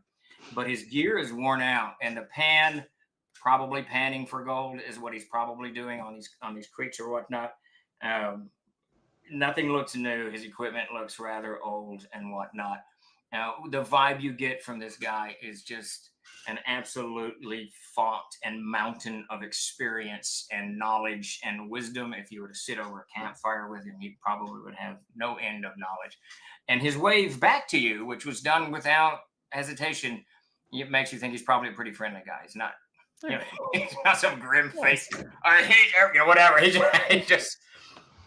I look at Wyatt as we pass the dwarf. I look at Wyatt and say, "Dwarves, look at him, just out there panhandling." Supposed to be doing something of value. All they do is go around begging for gold. Land of the Allfather's chosen. The Allfather's favorite. And That's a whole lot of none of my business, to be honest. all you realize, Davis, is when you said that to Wyatt, is he's like, damn wood sticks. I'll help Wyatt at this point. He's a- We'll actually get an oar and start. Lagoan's about to be wearing an oar in a minute. All right, so you guys are scooting on down. Chuck, you notice it first again.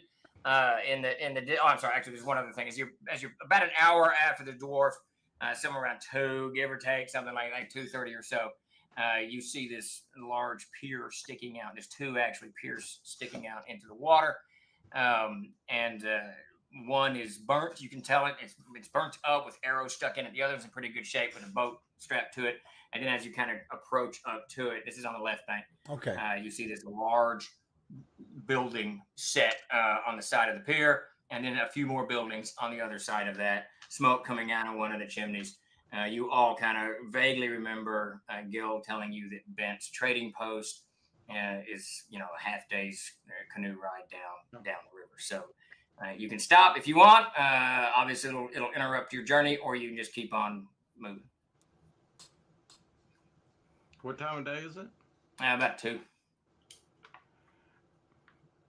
I look over at the other two. Look at Wyatt. I'm thirsty. You see Jeremy pull an outboard motor out of his backpack. I feel like the longer I go mute, the more I'm gonna convert the whole group into just doing. And we should. It's too bad we don't know sign language. That would be badass, right? I I kind of do tried actually. earlier. I even sent y'all the thing. the You sign did. language thing. Oh, I remember. Yeah. All right. You what? Yeah. So I'm motioning going down. You're wanting to go. So you're like wanting to go over to the trading post, right? Well, Yeah, My let's arm- trade. Let's just trade some stories. I bet we could learn if there's my arms are anything. kind of dangerous. burning after this for a couple hours, And, Yeah. I'm fine. I've only been paddling for 5 minutes. All right, so you all move over, head over to the pier. I assume is what you're doing. Is that what I'm led to believe? Yes. It doesn't take, but I gotta get the right book open. I believe that's this one here. It is. All right, Are you so, using one of the new official Codex Averd expansion books? I'm using one of them. Yes, it's the original one, the Darkenfold, which you and I both, Chuck, discovered does not have Willowbreak properly written. Yeah, which it really should.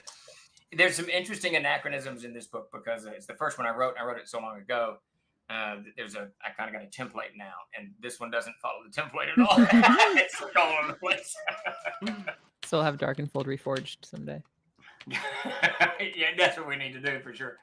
All right, so Ben's trading post is it's just that. It's a trading post. You pull up along the pier. This pier juts about 60 feet out into the river here, into the Powder River. Huge pylons, and you can see this is relatively new. The one 50 feet up from it has been burned. It's got arrows stuck in it, a few spears stuck in it, and you can see as you follow the ruined pier up to the backside of this building. You can see the building too is burned, and portions of the roof have been replaced recently. So clearly, whatever attacked Bent's and did enough damage to spook things up a little bit. So you're looking at the backside as you pull up. No one comes out to greet you. You pull your canoes up, kind of lumber out of the canoes and onto the pier and start tramping down. About that point, you see this absolutely monstrous wolf come trotting around the backside of the building. There's no doors on the backside. This pier goes up to this bank, and the building itself is about 30 feet up from the bank, and it's just kind of grass there, what have you. There's shit all over the place. There's a cart overturned, stack of barrels, crates, tools, grass grown up through it, vines growing. It's just, years worth of debris that whoever's running this place has left there. And then this monstrous wolf just comes trotting around the side of the building, and he stops, looks at you guys, and then just, very, very slowly turns around and starts. Yeah, the cart is on blocks, so wolf will. All right. So what do y'all go tramping around into the? Yeah, well, as soon as I see the wolf, I go for my dagger. I don't pull it out, but I put my hand on my dagger, and then I step back to the canoe, and I'm going to get my sword out of the canoe and put it on my belt. What's the reaction of the dog? Oh, I forgot about the dog. As soon as that dog sees that wolf, it gets right behind Ren. Hair is up, tail between its legs. It's still a pup, remember. Yeah. And it's much. The wolf is large. It's a good 3.5, 4 feet at the shoulder. And it's bulky, and not bulky with being overfed. It's just a wolf. Pretty stout. Just a wolf but it alone, right? terrifies living. Just one? Do what? Just one wolf Just alone wolf there? Just one wolf alone. A wolf All right. alone. Wolf alone. Just alone. Just one wolf alone. We're going.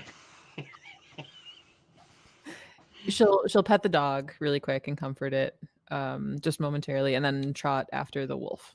Okay. Have you named the dog at all? Not yet.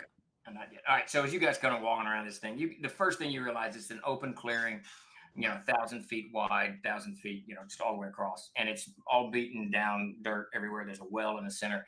This building that you're coming along the side of it is kind of L-shaped. The long part of the L towards the river, and the short part of the L over to the left as you kind of come around. And there you can see two large doors. They're open, and that's where the smoke is coming out of the chimney. You can smell the beer in the air. You can smell something cooking in the air. And then there's, I guess, 4 other buildings set around. One's a very, very large barn. 2 are other small houses.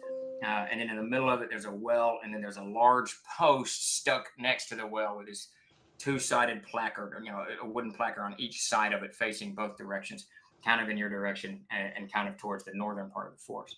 There's a path that comes into this thing from the north. Davis, it just kind of registers with you that path you found earlier probably leads right to Ben's trading post. And then there's a path that leads out of the southern part of this clearing that goes south. You see 4 more of those wolves, so a total of 5 of those wolves kind of lounging around in this area. They don't pay. I mean, they look at you, ears go up. One wags its tail almost, but they don't get up or do anything. They're just, Wolf, just wags big, tail. Yeah, just big, stout wolves laying about. Wow. Well, I'll have a look of surprise on my face. Wasn't expecting Ren that. bows her head to them in greeting and respect. Great wolves. When you do that, one of them actually stands up and it takes a step towards you, but it doesn't approach just yet. Do y'all go into the clearing, or what do you do? Yeah, I'm going to go into the clearing and Courtyard. call around. Okay. Hello there, Brent. Someone comes, some redheaded guy comes stepping into the door and he goes, "Oh, Brent's dead. I'm Carl. You need something to drink?" I do, Carl. I do, and so do my companions. He goes, "Well, this is the way. Take a step, read the placard before you come in." And then he's holding something in his hand. It looks like he was eating maybe a drumstick or something. And the wolves, 3 of them are laying near the door. And he goes, "Come on, get out of here!" And he throws the thing, and the wolves get up and kind of half chase it. Clearly not that interested in one drumstick that he's tossed in the direction. And then he starts walking in and he goes, "But do check the placard out. There's rules." I go up and look at the placard. Then I look Same. at Corin. Then I look at Ren. Then I look at Wyatt. Can anyone read in this group? Ren can read. I can Okay. read. She's got I that. I better be able to read. Just put it that way. Yeah. Okay. Wyatt has had a very formal education. I will not leave that much to you. I can't. Give me just 30 seconds. I'm going to try. Grace, I'm going to let you read these out to everybody. Ooh. Ooh. So I only could get one column. And the offense is the same for every one of them. Okay? Oh. Does that make sense? Is it like a chart? It just says Carl's Law. And then it says, Oh. it's 2 columns. Yeah. Okay. That's what I mean. Okay. And it lists them. And it gives you the penalty on the other column. Yeah. So she reads, all right, Carl's Law, fighting, offense, death, thieving, death, burning things, death, busting things, death, spell use, except healing, death. Well. I've never busted anything. Okay. So These rules are easy. Yeah, look at the sign real quick, and I'll put my finger on the word death, which shows up like 5 times, and I go, that means death. Means death. That's all I need to know. Can you read, McGowan? No. Oh. I can't read none of this. No. I'll learn to swim. You'll learn to read. We'll figure it out. Oh. You can teach me to read. And you can teach me to swim. Yeah, I can swim. Yeah, I can teach you to swim. It's like I did my kids. Throw you in the water. So has he got like I guess he kind of come to the doorway. So we're kind of outside looking at this plaque, right? Yeah. Yeah, he went back inside All right, the so- tavern, and you guys are over in the middle. Yeah, as soon as she reads it off, I'm going to head on in and bustle up to the bar. Okay.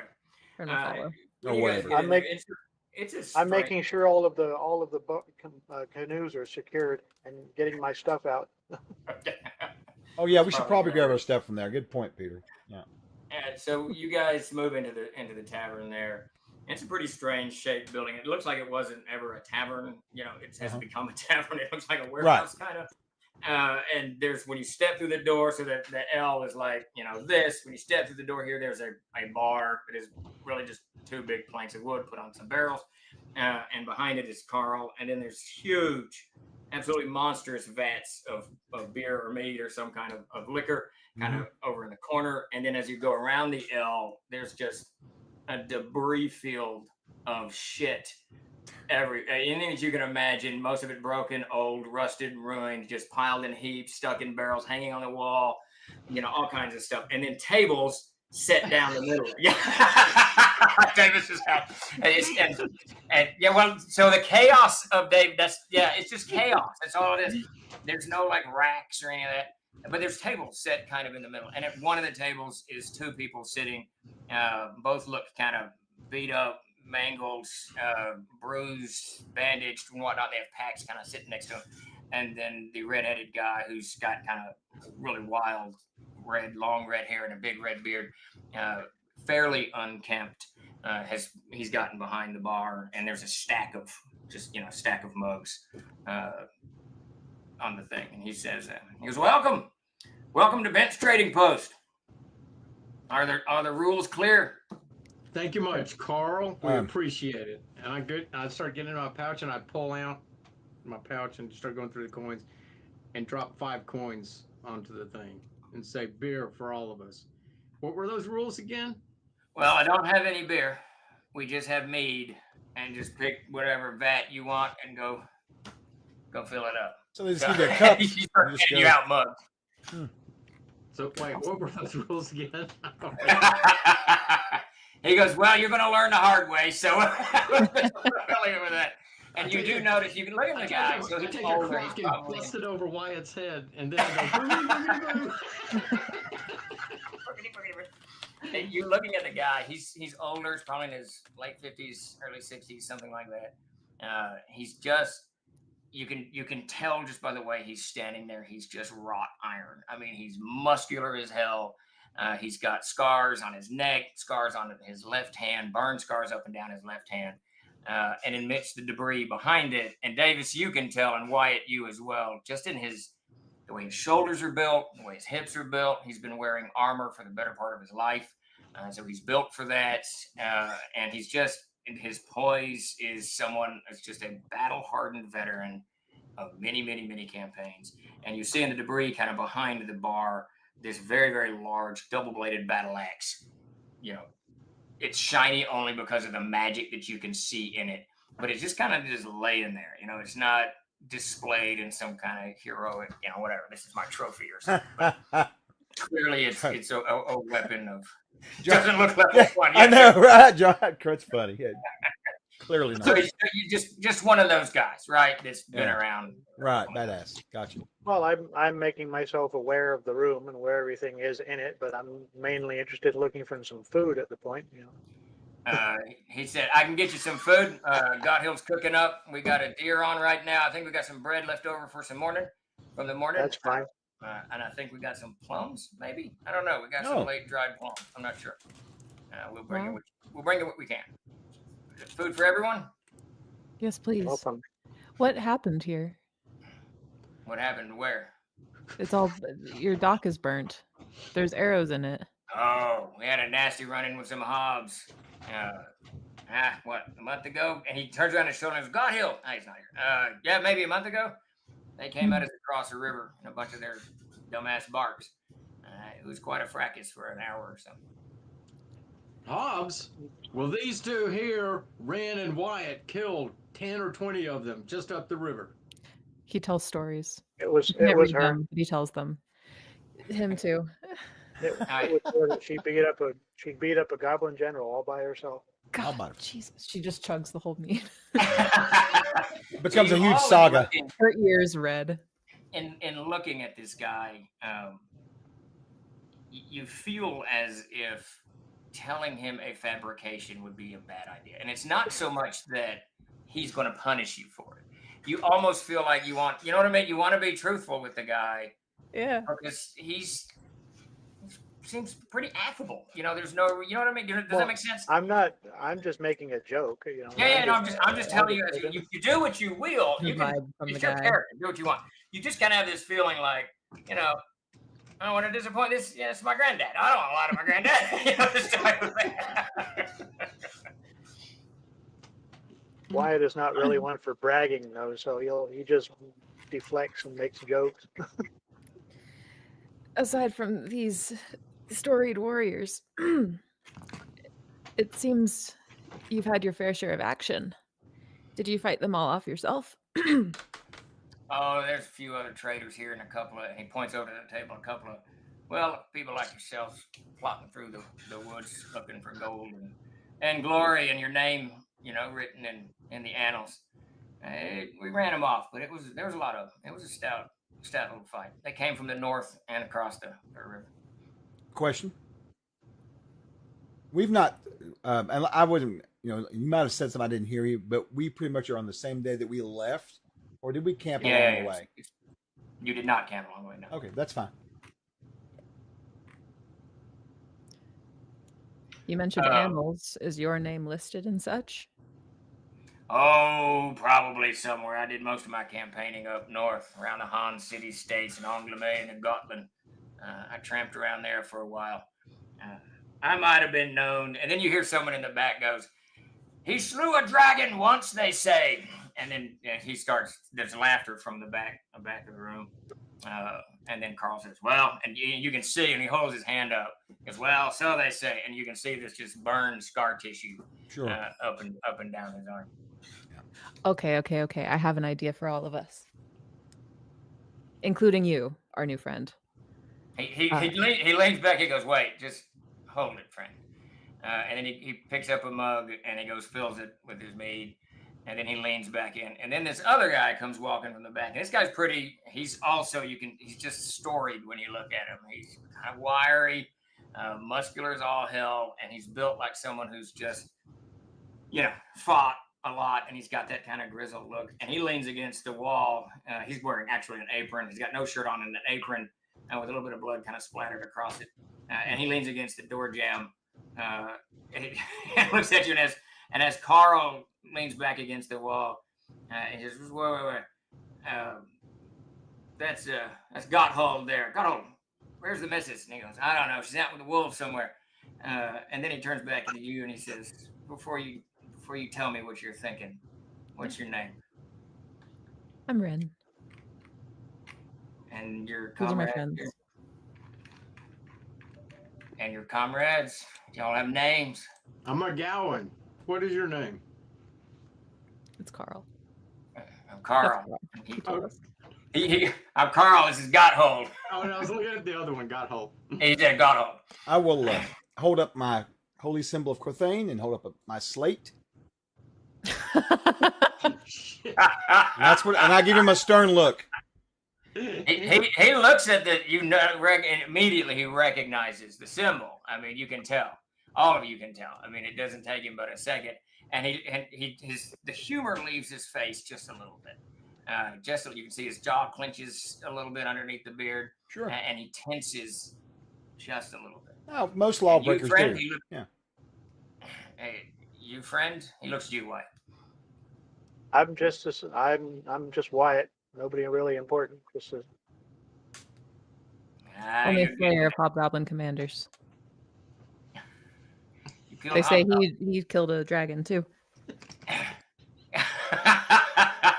Carl chuckles. He goes, "All right, friend Rend. What are you thinking?" I propose a game of dice. All of us. I know most fun things are against the sensible rules of your establishment, but I didn't see gambling on the list. A game of dice for all of us. The loser has to share a story. A good one. What do you think, Gotthold? Gotthold kind of chuckles. "I'm making dinner. You do as you will, Carl." And then he goes into the back, and Carl's, "All right, we'll do it." You all? Do you have dice? Yes. You gamble?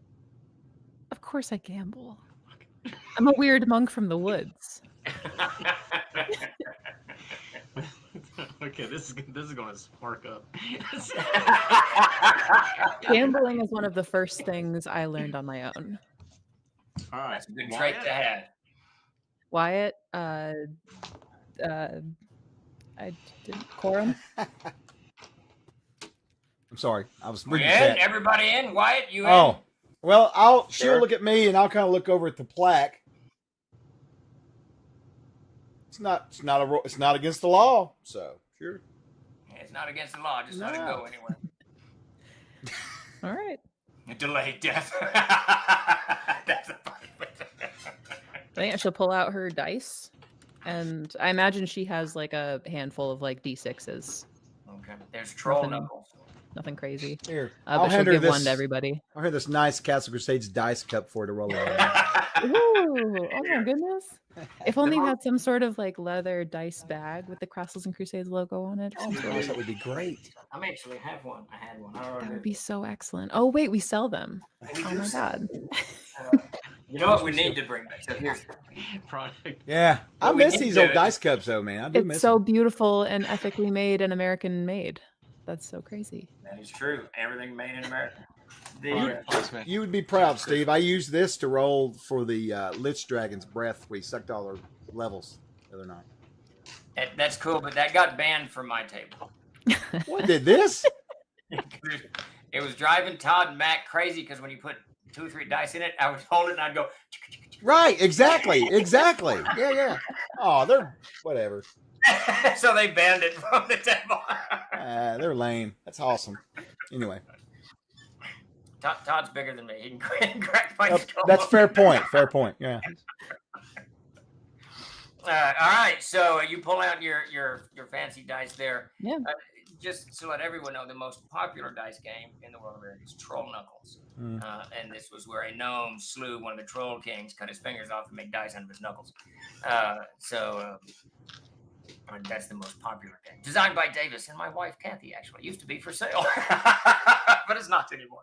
All right, so how do you want to do this dice game there, Grace? So That's what awesome. I was thinking is we would just all roll, and whoever rolls lowest is a loser. All right, let's do Davis's second favorite dice. I believe, if I'm correct me if I'm wrong, Davis, but I think your favorite dice is the 30-sided dice. Yes. Which I happen to have one, but I'm assuming everyone doesn't. Yeah. Mine's a 12. I love the 12. The 12. Let's go for the 12. Is that? The 12. The 12. Oh, we rolling a I am 12? going Really? to use Uh-oh. Oh, he's the old one. Davis's Davis. 12-sided from the woebegone days of the 1970s. Nice. Nice. Yes. I will use mine I as got well. a 7. I got an 11. I got a 6. If I can't read these, can I just tell you the number? Make Oh, it- oh. Whoop, it about fell off. 4. I'm cold. 5. Chuck. Wait, you're mute. The mute has to tell a story. Yeah, the mute must Oh, tell the shit. story. Really? Did I lose? Oh, shit. Yes. All right, hold on. I got it. He's got to write a story for I got us. it. I got it. McGowan can't read. He's confused. Oh, shit. So Chuck, Wait, what if you write it in Signal and have one of us read it? Oh, that'd be even Oh, better. that'd be a better idea. Yeah. That's a good idea. I like that because you can, I know exactly what I'm going to do. Yes. Yeah, all right. All right. John Yamaha So says you have to. I will demonstrate. saunter over with my slate and start writing hurriedly and glancing at the group, and I'll just kind of show it to Ren, okay? No one else. All right, so as he's writing out, Carl looks at you, Ren, and says, "Friend Ren, is he mute? What's wrong with your comrade there? Yes. Battle wounds? We just met, so we don't know all the details. It seemed rude to ask. Ah, it'll play out, or it won't. Ain't that the way? It's the way." He just leans back and waits for the as he's furiously It's scraping along there. Well, Chuck, you need a minute or two? yeah, because I'm like listening to the story here, not writing. I'm like getting into what's going on. I'm like, shit, I got to write over it. So yeah, I'm hurriedly going. Go ahead and do whatever else while I do that real quick. Hey, Tim, what type of axe is that behind the thing? It's a double-bladed battle axe with a long point on the end. Definitely magical. You can see when you're looking at it a little bit more carefully. You can see the. I can't even remember the parts of the edge, but that part that the haft slides through, and there's some intricate carvings of a dragon on it. On either they kind of spread out into these veins and into the blades themselves. The blades are two-colored, so you've got this kind of nice burnished steel, and then it turns this grayish color. But when you look at it for very long, like for 2 or 3 seconds, it's a little bit captivating when you're looking at it, and the more you look at it, the more it seems to glow, and then you kind of blink your eyes, and it's not glowing. You know what I mean? It just kind of it mesmerizes you. So clearly a potent magic gun. Okay. I look over at Carl while he's writing the thing. Is you wouldn't happen to have a spear in there, and I point in the direction of all that stuff, the debris field. He goes, we do. We got all kinds of good stuff in there. Just poke around, find whatever you want. It's almost in there. You looking for a wolf spear, long spear, throwing spear? What are you looking for? Wolf spear. Oh yeah, there's some in there with good barbs on them. Some with reversed barbs on them. Are you hunting? Or are you killing with it? Killing. Yeah, we've got your number in there. Okay. How many goblins y'all kill? I didn't kill any. Or hobgoblins? How many did you kill? There was a group of. I look over at Wyatt and ran 20, 30. I thought at first. It's about 25. That was the full group. We didn't kill all of Took them. out about half of those. Outpaced the others. They did get one of our comrades in the scuffle, but I think we did pretty good, all things considering. If you I killed was it, busy floating down the river. I Do didn't what? fare too well. if you killed a dozen hobs in a face-on fight, that's pretty good. Head-on fight. We got the jump on them. Food and drinks on the house. Really? On the house. Hobgoblin, any dead hobgoblin's good. So they're a wicked pest. I'm gonna drink until I pass out and eat until my belly is so You distended. do find, baby, in that first, all of you find in that first good swig of mead, it is utterly tasteless. It is it's no taste to it whatsoever. It's got a little kick to it, but it's not brewed by some master brewer. It's mead. It's flat, and it occurs to you that probably things have fallen into these open barrels and maybe been fished out, maybe not. I just threw some rotten oranges in there, hoping they'd ferment. Hey, Steve, I take a sip of some of it, but I'm actually taking some cloth and I'm dipping in there and trying to disinfect the scar I still got. Clean the wounds out. That's a good use for it. So. What else I'm looking for? If there's stuff around here, something to repair this armor with. And that Straps, leather. If you guys start wandering, I mean, the building is pretty long. If you start wandering around, it's pretty stout. Somewhere in the midst of the writing, this older woman comes in. She's also in her mid-50s, late 50s, something like that. And she too is a little bit. She's wiry, and she just kind of gives you this feeling of, maybe I don't want to piss this woman off too much. And she introduces herself as Eline, and she's Gotthold's wife. And when she learns of what's going on, she plops down on a barrel to hear the stool. She's not particularly beautiful, but she's not, ugly or anything. Just kind of older, weather beaten somewhat, clothes a little bit stained and dirty. She's barefoot, and she just plops down on this barrel, pulls her hair out of her eyes to listen to the tale of Corum. Ren takes the tablet after. Do you hand it to her? I'm sorry. Sure. You mentioned me earlier, but it could be Absolutely. anybody. No, for you. I'm not sharing it with anyone. It's very secretive. I'll just show it to you on. And takes it and peers at it. In the lands to the far south, mist-shrouded and tumultuous, across the anvil, are cities rumored to have people who wrap themselves in colorful feathers, and they create works of wondrous art, all in the name of death. One can search, they say, for immortality there, in this land to the south, across the anvil.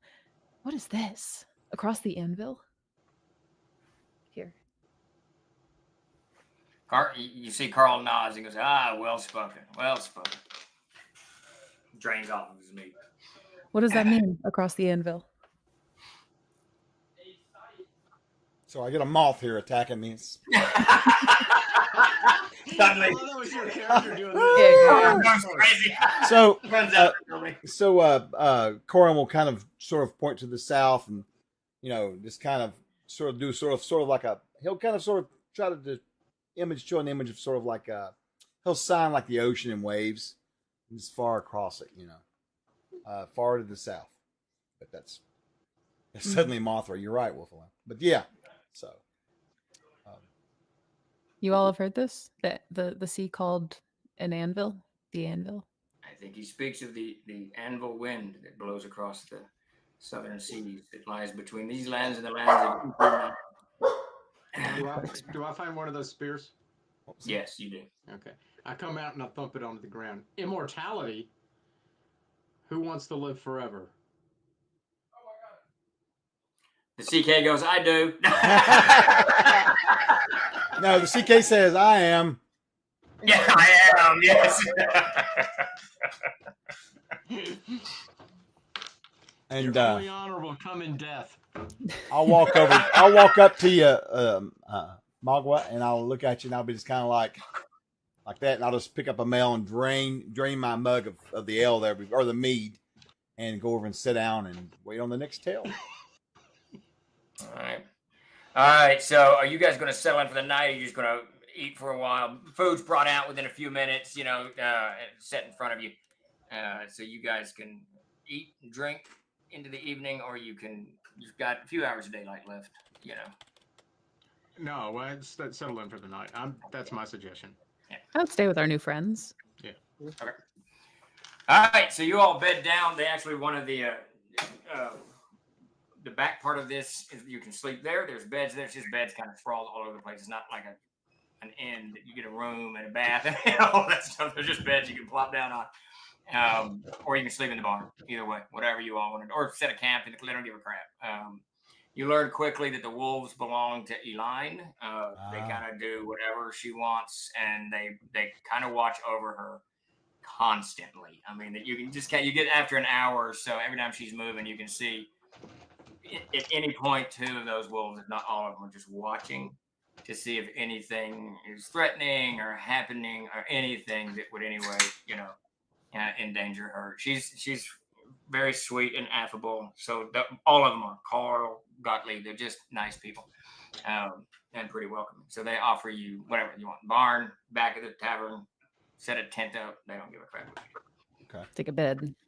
Take a bed. All right. So you all bed down. Davis, you get a wolf spear. Cost you a gold piece. They're not. You can tell just by the hobgoblin story that they're very happy with the slaying of the hobgoblin. And you'll bed down for the night. You doing anything unusual? No, I'm just sharpening the spear. I actually asked Carl if he'd be willing, if he has any tips he can give me with the spear. Anything he can teach me. I can give you a few pointers. I can take you out in the yard if you want. We can spar. I hadn't done that in a while. Yeah. Oh wow. Yeah. Well, after you're done eating and drinking and whatnot, he goes out and he strips down to his breeches and boots, despite the chill in the air, and really doesn't show. He doesn't treat you like you're a novice. You know what I mean? No, I don't. Ren would like to join for this with the glaive. He's more than happy, and you can tell. He shifts after just a few minutes of sparring with him. He shifts into this almost gleeful combat mode. Oh, cool. And for this brief moment, you can see him as he's coming at both, because he takes you on both at the same time. As he's coming up, do what? What? He accidentally killed I'm gonna motion to you, Wyatt, and say do like this. And I'm gonna go out and find a stump, sit down, and start cutting up an apple and chewing on it. And walking. Okay.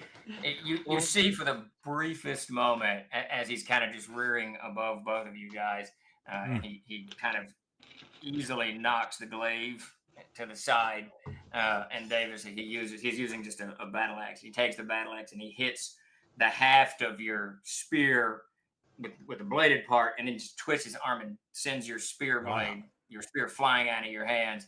And for the briefest moment, you see this guy in his youth, powerful, armored, caked in his enemy's blood, and just this gleeful look on his face as he's carving through whatever.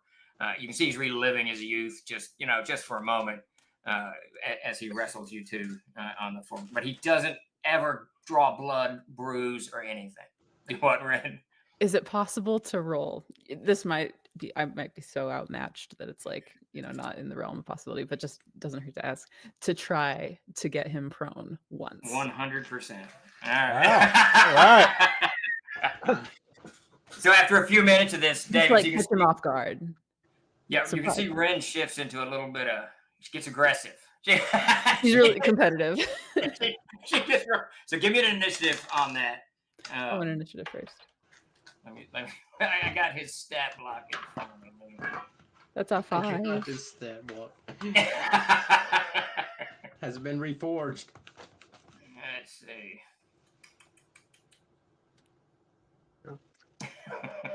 This is cool.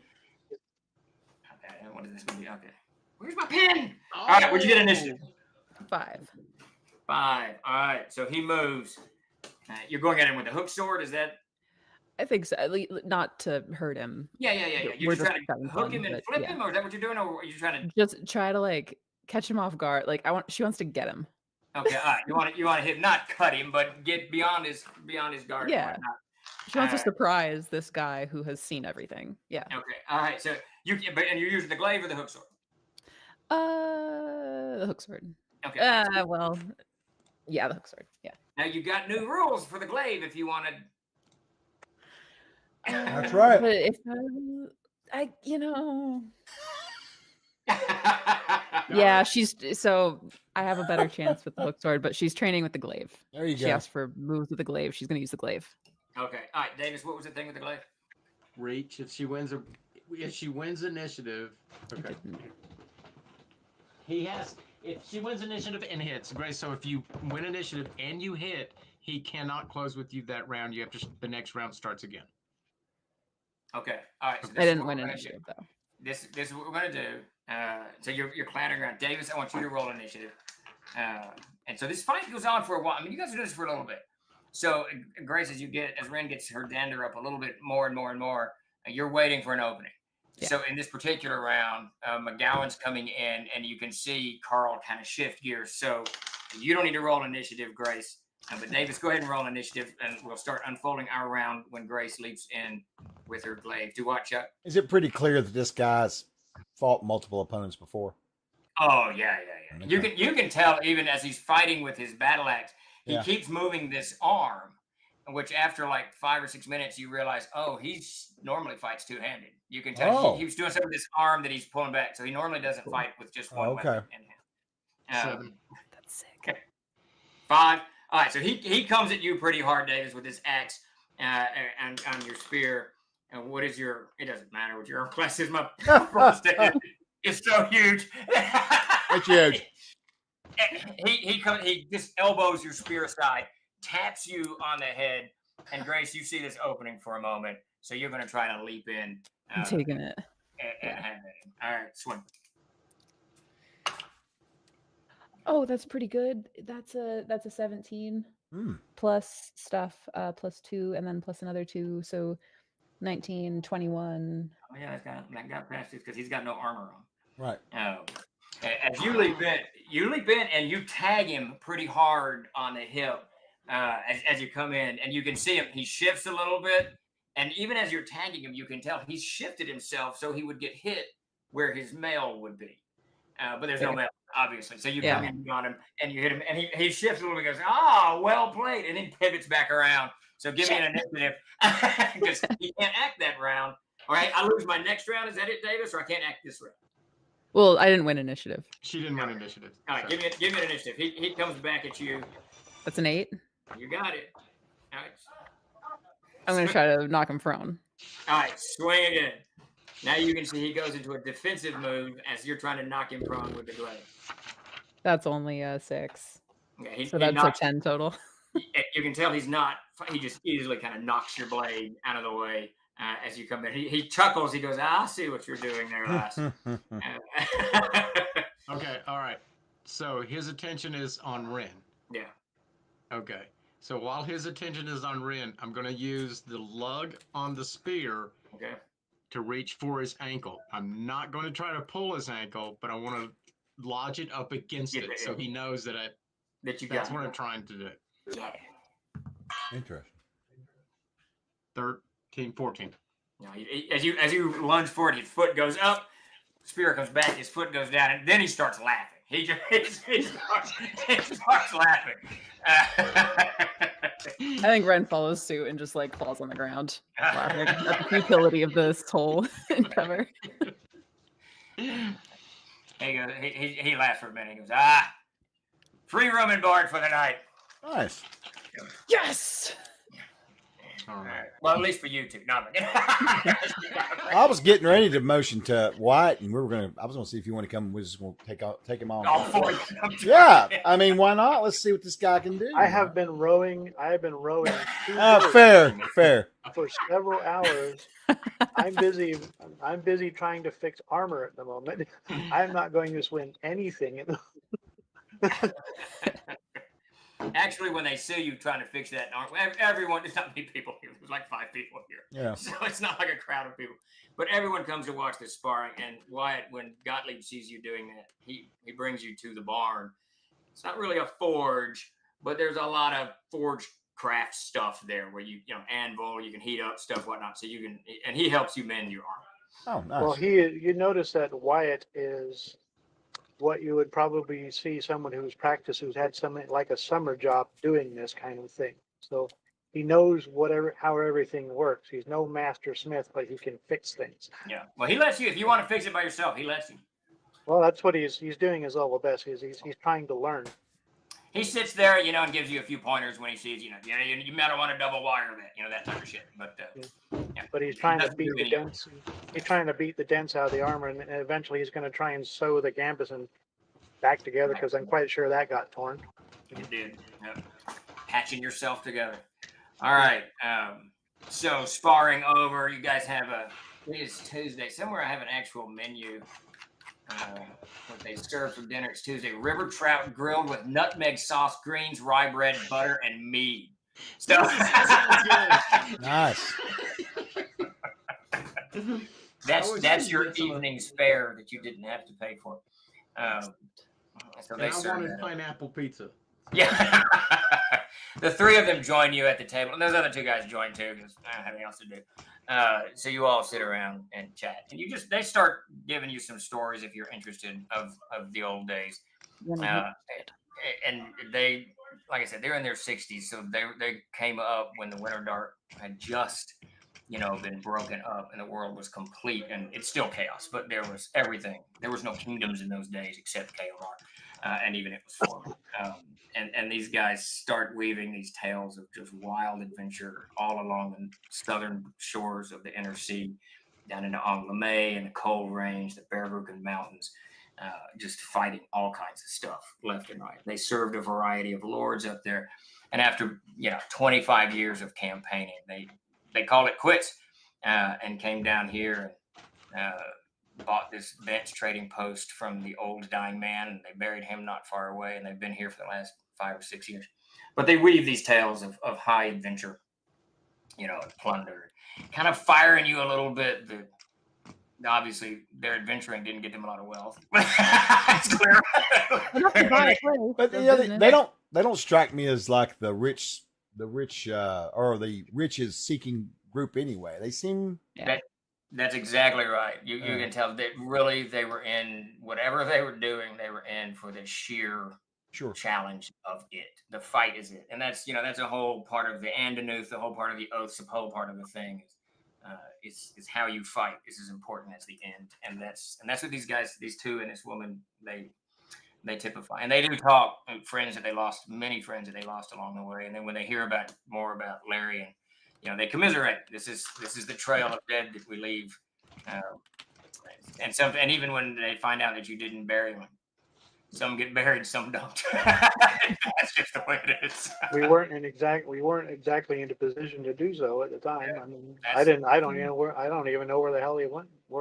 So, What's that famous line from the outlaw Josie Wells? Birds got to eat same as worms. So It's a race. That's the way it is. As they're talking, Ren's getting more and more like wide-eyed and like inspired by like what they're saying. And after a while, if the conversation sort of like dies down and there's a pause, she'll go rifling through her backpack and she'll pull out the drawing that she drew of the place that she saw in her visions. And she'll kind of like slide it across the table to the three of them. Have you three seen a place like this in your travels? Carl looks at it for a minute, and you can see this for a moment, this dark shadow kind of crosses over his face, and he looks over at Gotthold, and Gotthold says, "Aye, that is the Remfeld. That is the road with the paths of the dead to the wretched plains. When you leave the river of time, there is this great path that leads into a chasm between two tall cliff faces, and down into the Firth Nopt. The Firth Nopt is the land that stands before the five gates that lead to the wretched plains and the realms of order, of devils and demons. Why do you dream of such things?" I don't know. Is this the only dream that you have had?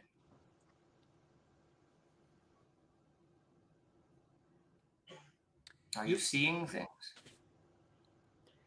Would I know? Are you seeing things beyond dreams? Do you see things, shadows in the woods? I've felt things in the Darkenfold.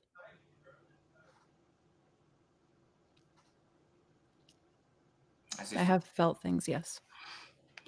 He looks at the rest of it. And the rest of you? Anything? Have you seen these visions? This is not healthy. Something is calling to you. This... Who? Orndul? It would not be the Red God. I'll stand up out of my chair as soon as she says New that. follower Back up. has joined the fray. Who is that? Carl puts his hand up and Gotthold says, "Sit down, friend, sit down. There is no Red God here." And I'll nod and smile a little bit and kind of take another seat. But I'm going to pull up next to her now and really be very intent about what's being said here, because I'm the new guy to the group. I have not experienced any of this. You have not. Davis, he did. Gotthold asked, "Have any of you seen?" Okay. I was like, no, I don't see any of this. And I'm sort of stepping away when they start making all this religious talk. I step back just a little. I step back just a little bit. There is this is Gotthold. He says, you need to see probably a priest, perhaps. A cleric somewhere. There's a friend of mine in Innsmeet, but I think you were going in the wrong direction for that. But when you get to more civilized lands, or to where there is a priest of some experience, you need to. Something's calling to you. Something's speaking to you. You should not be dreaming of this. This is the wretched plains. These are the realms of gods. The Firth Nopt, the five gates, is Huth, the five-headed dragon, and you should have no truck with these creatures unless you have crossed some devilish icon upon your path and unleashed some evil somewhere. I do not feel that in you. Could perhaps we see a priest up in this land you speak of, this Anglame or Hansa city? For sure. You went north. If you go north into the civilized realms, Anglame and Karelia, Siena, all of that. There's even Kaomar. You can go north of Eln, go back up to Eln and travel into Kaomar. These lands don't sound so civilized by your tales. I was a young man then. They have changed. But there's still war aplenty throughout those lands. But certainly you could find a priest. But even south, maybe in Haverstraw, there's a few towns in the Off River Valley, south in the direction you're going. You might be able to find someone to commune with, someone to Did you ever traffic with the Eyes of Vesk with in Maine? I did not. I've had distant rumor of those people, but I have not. I think they are new upon the scene, are they not? Yeah. I think they're relatively new. We did a little bit of plundering into northern Maine, but not too much. It was already involved with the paladins of Kaomar, and we've never been too friendly with them. But if you want to track your evil down, then the lords of Kaomar, they are the ones to speak to. Though they are a touchy brood, so I would be wary of going that way. We are, as a company, the picture of delicacy. We will tread lightly. The touchy brood, a cowardly lot, if you ask me. Then Carl says there's an old witch that lives in Willowbreak. I think you might be able to talk to her about it, Brad. She What? didn't have. Steven? Back to Willowbreak. No. Finally, someone knows about her. I was beginning to think I'd imagined her. She has a sister just south of here. Yes. Yeah. She'll take the drawing back and kind of sit quietly to herself. She'll excuse herself early. Right. Okay. And As we'll you go get up to outside, leave, vomit, and then as you get up to leave, Gotthold says, and his face, he's very, these two are pretty affable and pretty, they've been joking. Even their stories of loss and destruction are humorous. Yeah. He says, truly, lass, look into that. Look into that. The mind should not be so heavy this young. Okay. All right, go ahead. I'm sorry, guys. They're perfect. I'll do that. Hopefully my lighter days are ahead of me. Surely Good they night, are. everyone. Good night. All right, y'all stay up and eat and drink for a little bit, and Now I'm going to press them. okay. I want to hear all about this land of Agumay and the On City States, how to get there, where the treasure is, where the money is, where the glory is to be found. That's what I'm after. Well, so you stay up. They And just I complain about the cowards of Kaomar who are unwilling to fight anyone. Anyway. it doesn't take very long if you press the Kaomar thing for you to realize that they really don't like the paladins of Kaomar. Oh, really? They really don't like those guys. It's not that they're like at war with them, but they just, it's a tough place to go. This type of shit. They're obnoxious, the Paladin Kingdom. Oh, yeah. You do learn, though, that the king, the current king is the first king since the Winterdark who's not actually a Paladin. So it's caused a lot of problems inside. He's just a knight. He's not a Paladin, and this has caused a huge amount of problems. The Holy Definitive Flame. Well, they weigh into it once they realize that you've got this lust for adventure, and they can see this, themselves and you, a long time ago. They just spill into it, and they start telling you the wildest fucking tales, and you learn that their stories push them far beyond the realms of Erd. They Right. plundered plains beyond these. Well- They left Ursul. They were in the frozen salt flats. I mean, they have meandered roads. High and low, mystical and mundane, and experience just all of this mess. And you can see this layers of battle scars that don't show on the flesh, because occasionally they'll, one will wax into this sorrowful dirge of, you remember when we were, bound at the Margus temple, and the others like, they talk about the spiritual wound, but then they get out of it pretty quickly. They're like, oh, yeah, fuck that. Who cares? That was funny. They try to laugh it off.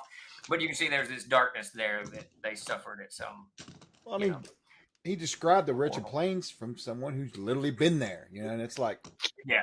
take And note, when they go into the wretched plains, it is a wretched, horrid place of beyond nightmare. That you know, the souls of the damned.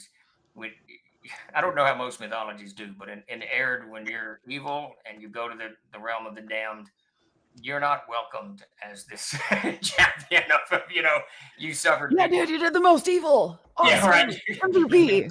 You are morsels for their torture for the next, until they're gone fought. So they Yeah. immediately round you up and begin to flay you for eternity or whatever particular, plunder. So mortals who go to the wretched plane is a horrible. Do you know how much that would suck to be flayed for eternity? It would suck horribly. There's what is it, Mephistopheles in this field of glass. Everyone will be able to read about it, and it's soon to be released. Codex Infernum.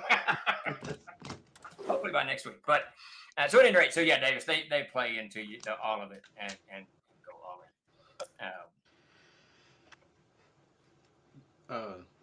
in. Anyway, go ahead. Question for you. I'm sorry. Yeah.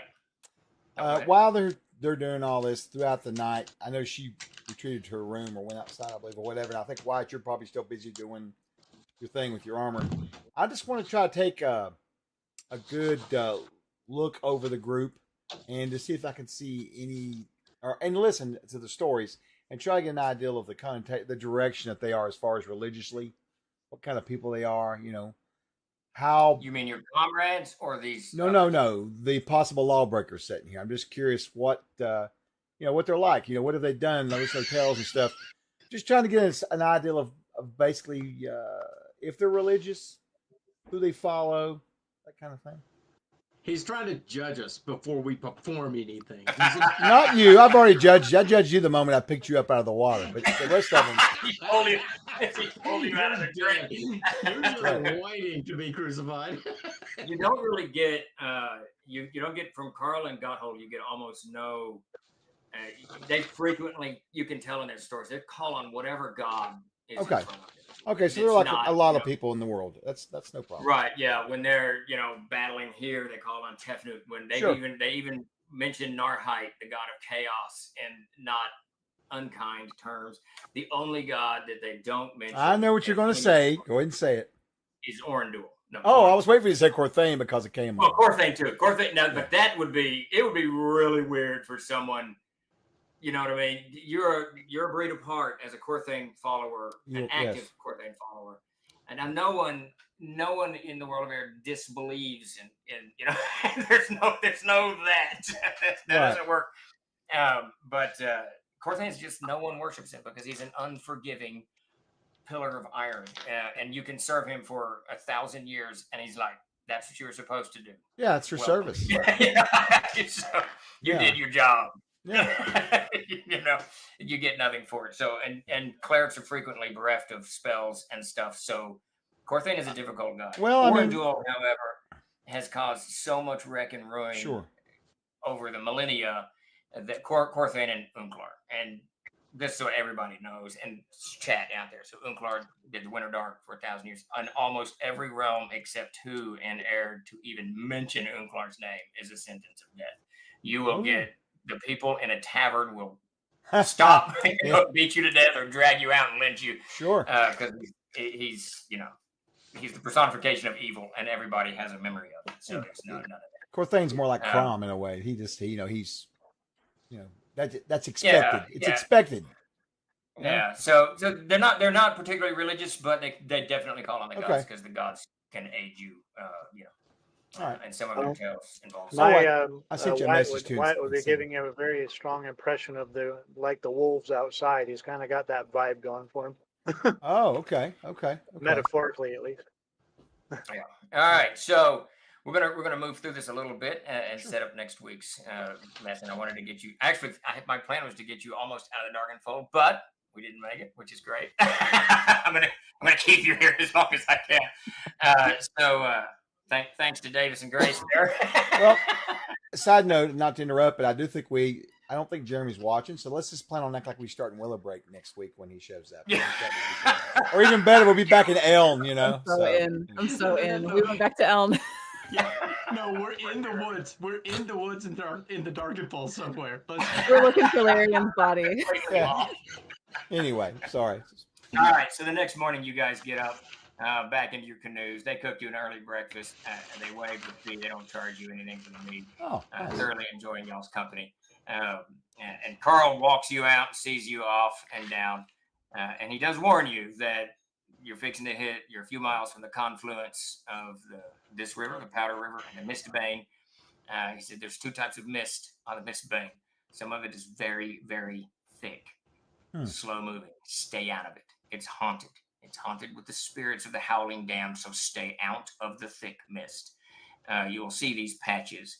If perchance you can't find a willow tree to hide under the mist, we'll avoid the willow trees. What if we go east from here? You're going to be going, if you're trying to go to the sea, you're going to go east. From here, on land? Yeah. They tell you there's a path that goes, you can leave this Bent's post and the path goes down to the northern bank of the Mist Bane, where it kind of ends, but the trees break up and you could just walk along the bank of the Mist Bane down to Thompson's Point. It's going to, you can canoe. He says you can take your boats from this point and be at Thompson's Point tomorrow afternoon. Oh, okay. If you walk it, it's probably going to take about 2 to 3 days. Okay. But it's a pretty nice walk. I see what you're saying. As walks in the dark and fog go. The other thing he warns you of when you get on the Mist Bane, just after the confluence of the river, you're going to see this large, old, ruined castle and tower. I would avoid that. Something has settled into the deeps beneath it. We're not really sure what, but it's causing a lot of trouble down in the Downs and the Two Dogs River region. I would just paddle past that castle as fast as you can. Be honest. It's on the south of the. I'm just clarifying for me. Sorry, guys. I just want to. You said it was on the you're south of the Powder River. It's on the south of the Mist Bane, just a few miles past the I see. confluence of the Powder and the Mist Bane on the southern bank. You will not miss it. There's a battlement that's a bridge part that sticks out, a rampart that sticks out and over the river a good 60 to 70 feet. You cannot miss this tower. I would recommend you just scoot right past it. I hear the clarion call of adventure. What was you going to ask? He says, Glory. he says, be honest. You've seen what two of us can do. Can we handle the creature in the tower? I'm not sure what's in there. All I know is that it's stirred up. So when you get south of the Mist Bane, the nature of the forest, the nature of the Darkenfold changes. Now, I'm going to be honest. We've not wandered all over the Darkenfold. We're just aware of what strangers bring us, what news. We retired here, and we've done a little bit of hunting in the Bolon Drops and down by the Two Dogs River, but that's about it. But when you get south of the Mist Bane, it's the realm of the Unsuli. It's the realm of the court of the queen, and there's fae, and they're wicked. Some are evil, most are mischievous. So when you get, that area is called the Downs. When you get into the Downs, it's just the place that'll play with your mind. And whatever has settled into this castle, into the tower on the river, has stirred up the fae. And not in a good way. So everything is stirred up. So my guess is that whatever has settled there is powerful. The Fae don't like it. Either that or they like it. And now they're more encouraged. Yeah, I haven't been down there. I can't say. I just know what has been brought to me, and it's up to you. I would move on with that. Though I can see your car right here. It's already plotted. I'm like, we're gonna get another spear. Perhaps a net. All right. So you all mount up, get in the canoes, Yes. head south. So we're going to stop here in just a second. As you're moving on down, moving much like yesterday, you get a much earlier start today. There's mist all over the river. It rains a little bit early in the morning. You go down maybe another 45 minutes, and you hit much as Chuck, you see it first. You can see this kind of spray across the river. There's more, there's another set of rapids. You can easily see, I assume that you just kind of follow yesterday's routine. And you look for a portage area. You find that relatively quickly, about maybe 500-600 feet up from where these rapids are. And as you're turning your canoes to go to this portage bank, to this portage dirt ramp, you see a human. There's a large tree kind of to the left of the portage ramp. You can see a human, and he's tied to this tree. His arms are tied back like this in such a violent fashion that his shoulders have either been broken or completely dislocated. Sure. His waist is under the water. He's like this. And he's got 3 or 4 arrows kind of stuck into him at odd angles. And as you're still a few hundred feet out, and the river just moves a little bit. And as he bobs up, you can see there's just kind of entrails hanging out, part of his pelvis bone. There's no lower quarters to this. He was, cut in half, or he's been eaten from the river or something. And then the water kind of surges back over. Clearly dead. His head slumped over like that. But in this horribly mutilated, tied up. Tied up. I want to make sure I heard that right. So he's tied So up. his arms are like this, tree behind him. So he's tied, and they tied him so violently when they pulled his arms back, they dislocated both of his arms. Okay. Or broke his shoulders. Okay, I just want to make sure it wasn't something natural, like the waves or the water had pushed his arms. No. You can see the He's rope been tied crucified. around, Is what happened. arrows stuck into him. Yeah. And Something his just lower cut him in half's half. gone. Lower half's gone. Lower half is gone. Jesus. Okay. All right. And the rapids are a few hundred feet, about 300 feet and 400 feet in front of you, and then or you can go to the portage. And this is where we'll leave it. So next week you guys will be in the middle of the river, and you'll have to decide whether you want to bank for the rapids or risk the portage. Huh. Woo! Wow. Okay. Sound good? Make Or do we your wanna roll quick? choices. Yeah. Yeah, I there we can go. tell you exactly what we're gonna do. Whether you guys want to or not. Yes. So Harad asked, did we find Jeremy's character? Yes, Harad. Looks like we have found his character. wow. That's what happens when you run ahead. That's right. Yep. Poor Jeremy. Poor Johnny. Johnny Omaha raises a good point. Let me just point your direction to chat real quick at Johnny Omaha, the very smart thing that Johnny Omaha said. Well, so you know what? Yeah, we'll do that. That was going to happen when you reach Thompson's Point, but we'll do it. We'll do it now. You guys are now second level. Oh, really? Fuck yeah! Yes, boost yourself up. Thank you, second level. Johnny. I actually forgot that. Good I man, assume Johnny. you guys would make it to like Thompson's Point Hey, by Dale. midway, gameway. Hey, wait, I'm gonna roll my hit points. Now, can I use my re-rolls? Yes, you can use a reroll on hit points. Ooh, then I'm gonna do. No, mine that's too. probably a smart move. Drain them. Probably a very smart. Whoever got me those 4 re-rolls, thanks. Hopefully I don't have to Hey, use Steve, I'm Yeah. doing what I said I was doing. What's that? The split class thing. Oh, yes. All right. Yeah. Excellent. So I'm gonna dual class it. Perfect. Yeah, I'll read those I'll take tomorrow, that. but I know you have. That's great. So what Peter's going to do is he's going to take some of the stuff that Mark Sandy wrote for us years ago, a dual classing rule, which allows you to. I'm playing Class A, and I like some abilities from Class B. I'm going to just merge them together as he gains level. So that's absolutely perfect. Well, the dual classing is having 2 equal classes. Okay. So- All right. Because apparently you can't split class the particular one I'm split classing. So If you want to do it, I'll let you do it. Whatever. Ah, works. he's We can- magical. well, CK, I'm he gonna can- I'm gonna do it this way since I've already got a prime and the Perfect. ability that it requires. So Yeah, there's class and a half, multi-classing, dual class. He wrote a bunch of different. There's 5 options. now. I think we talked. Is it 5? Yeah. I think we counted up 5 different multi-classing ways, and then ABP. Yeah. So as a little bit of peek behind the curtains, Mark Sandy, who worked for us for a good 10 years, very, very good friend of mine. We still game together when we can get him. He's an engineer by trade, and he's real good with math and all this shit.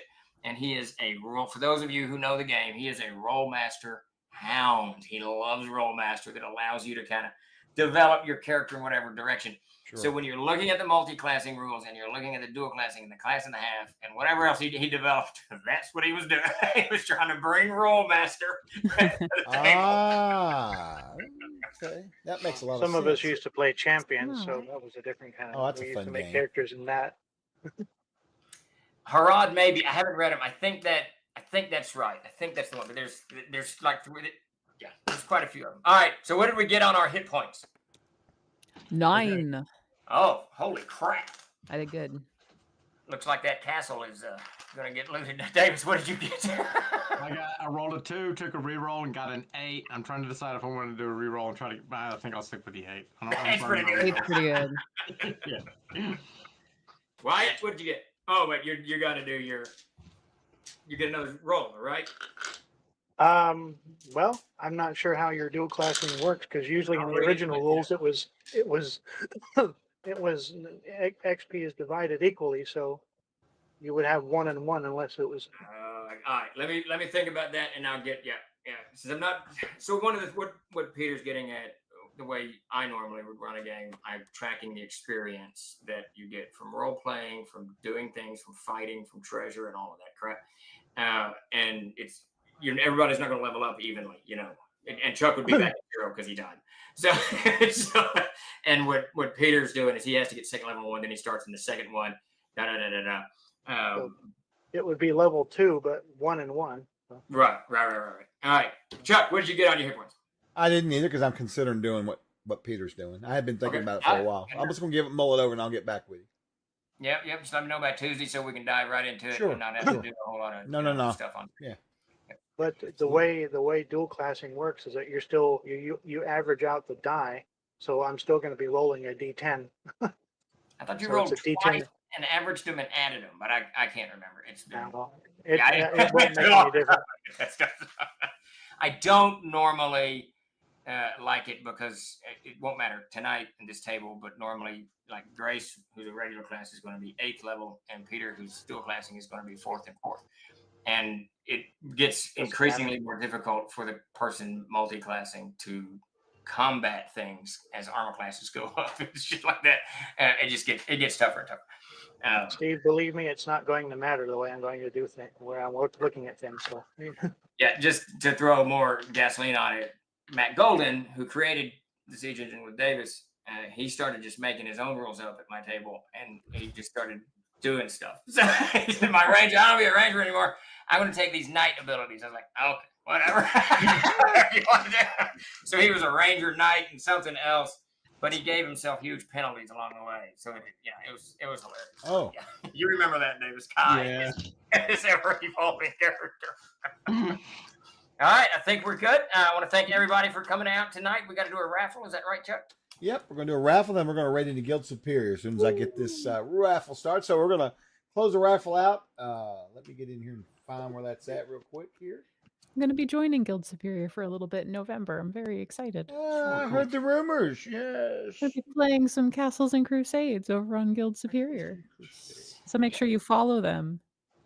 That's right. All right, let me get the giveaways done here. Where you're in, just so folks can go do that.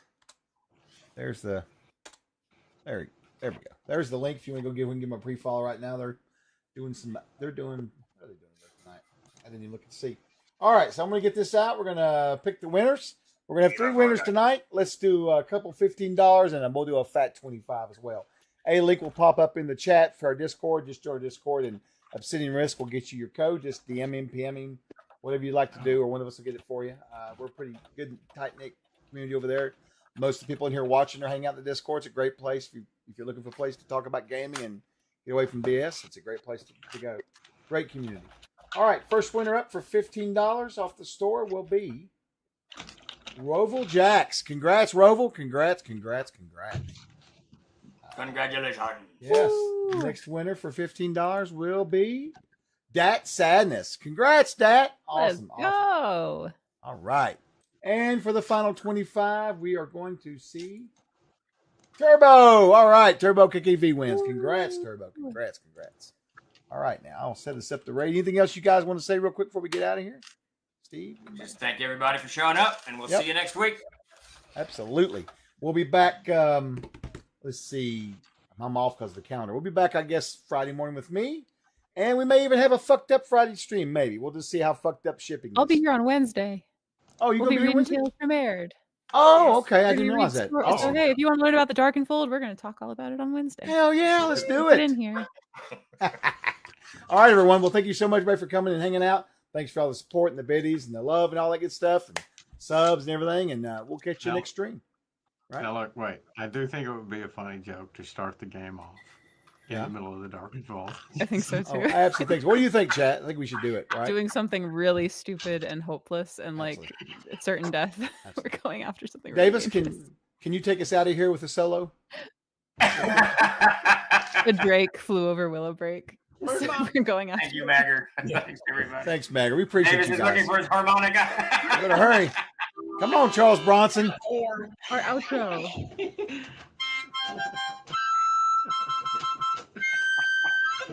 All right.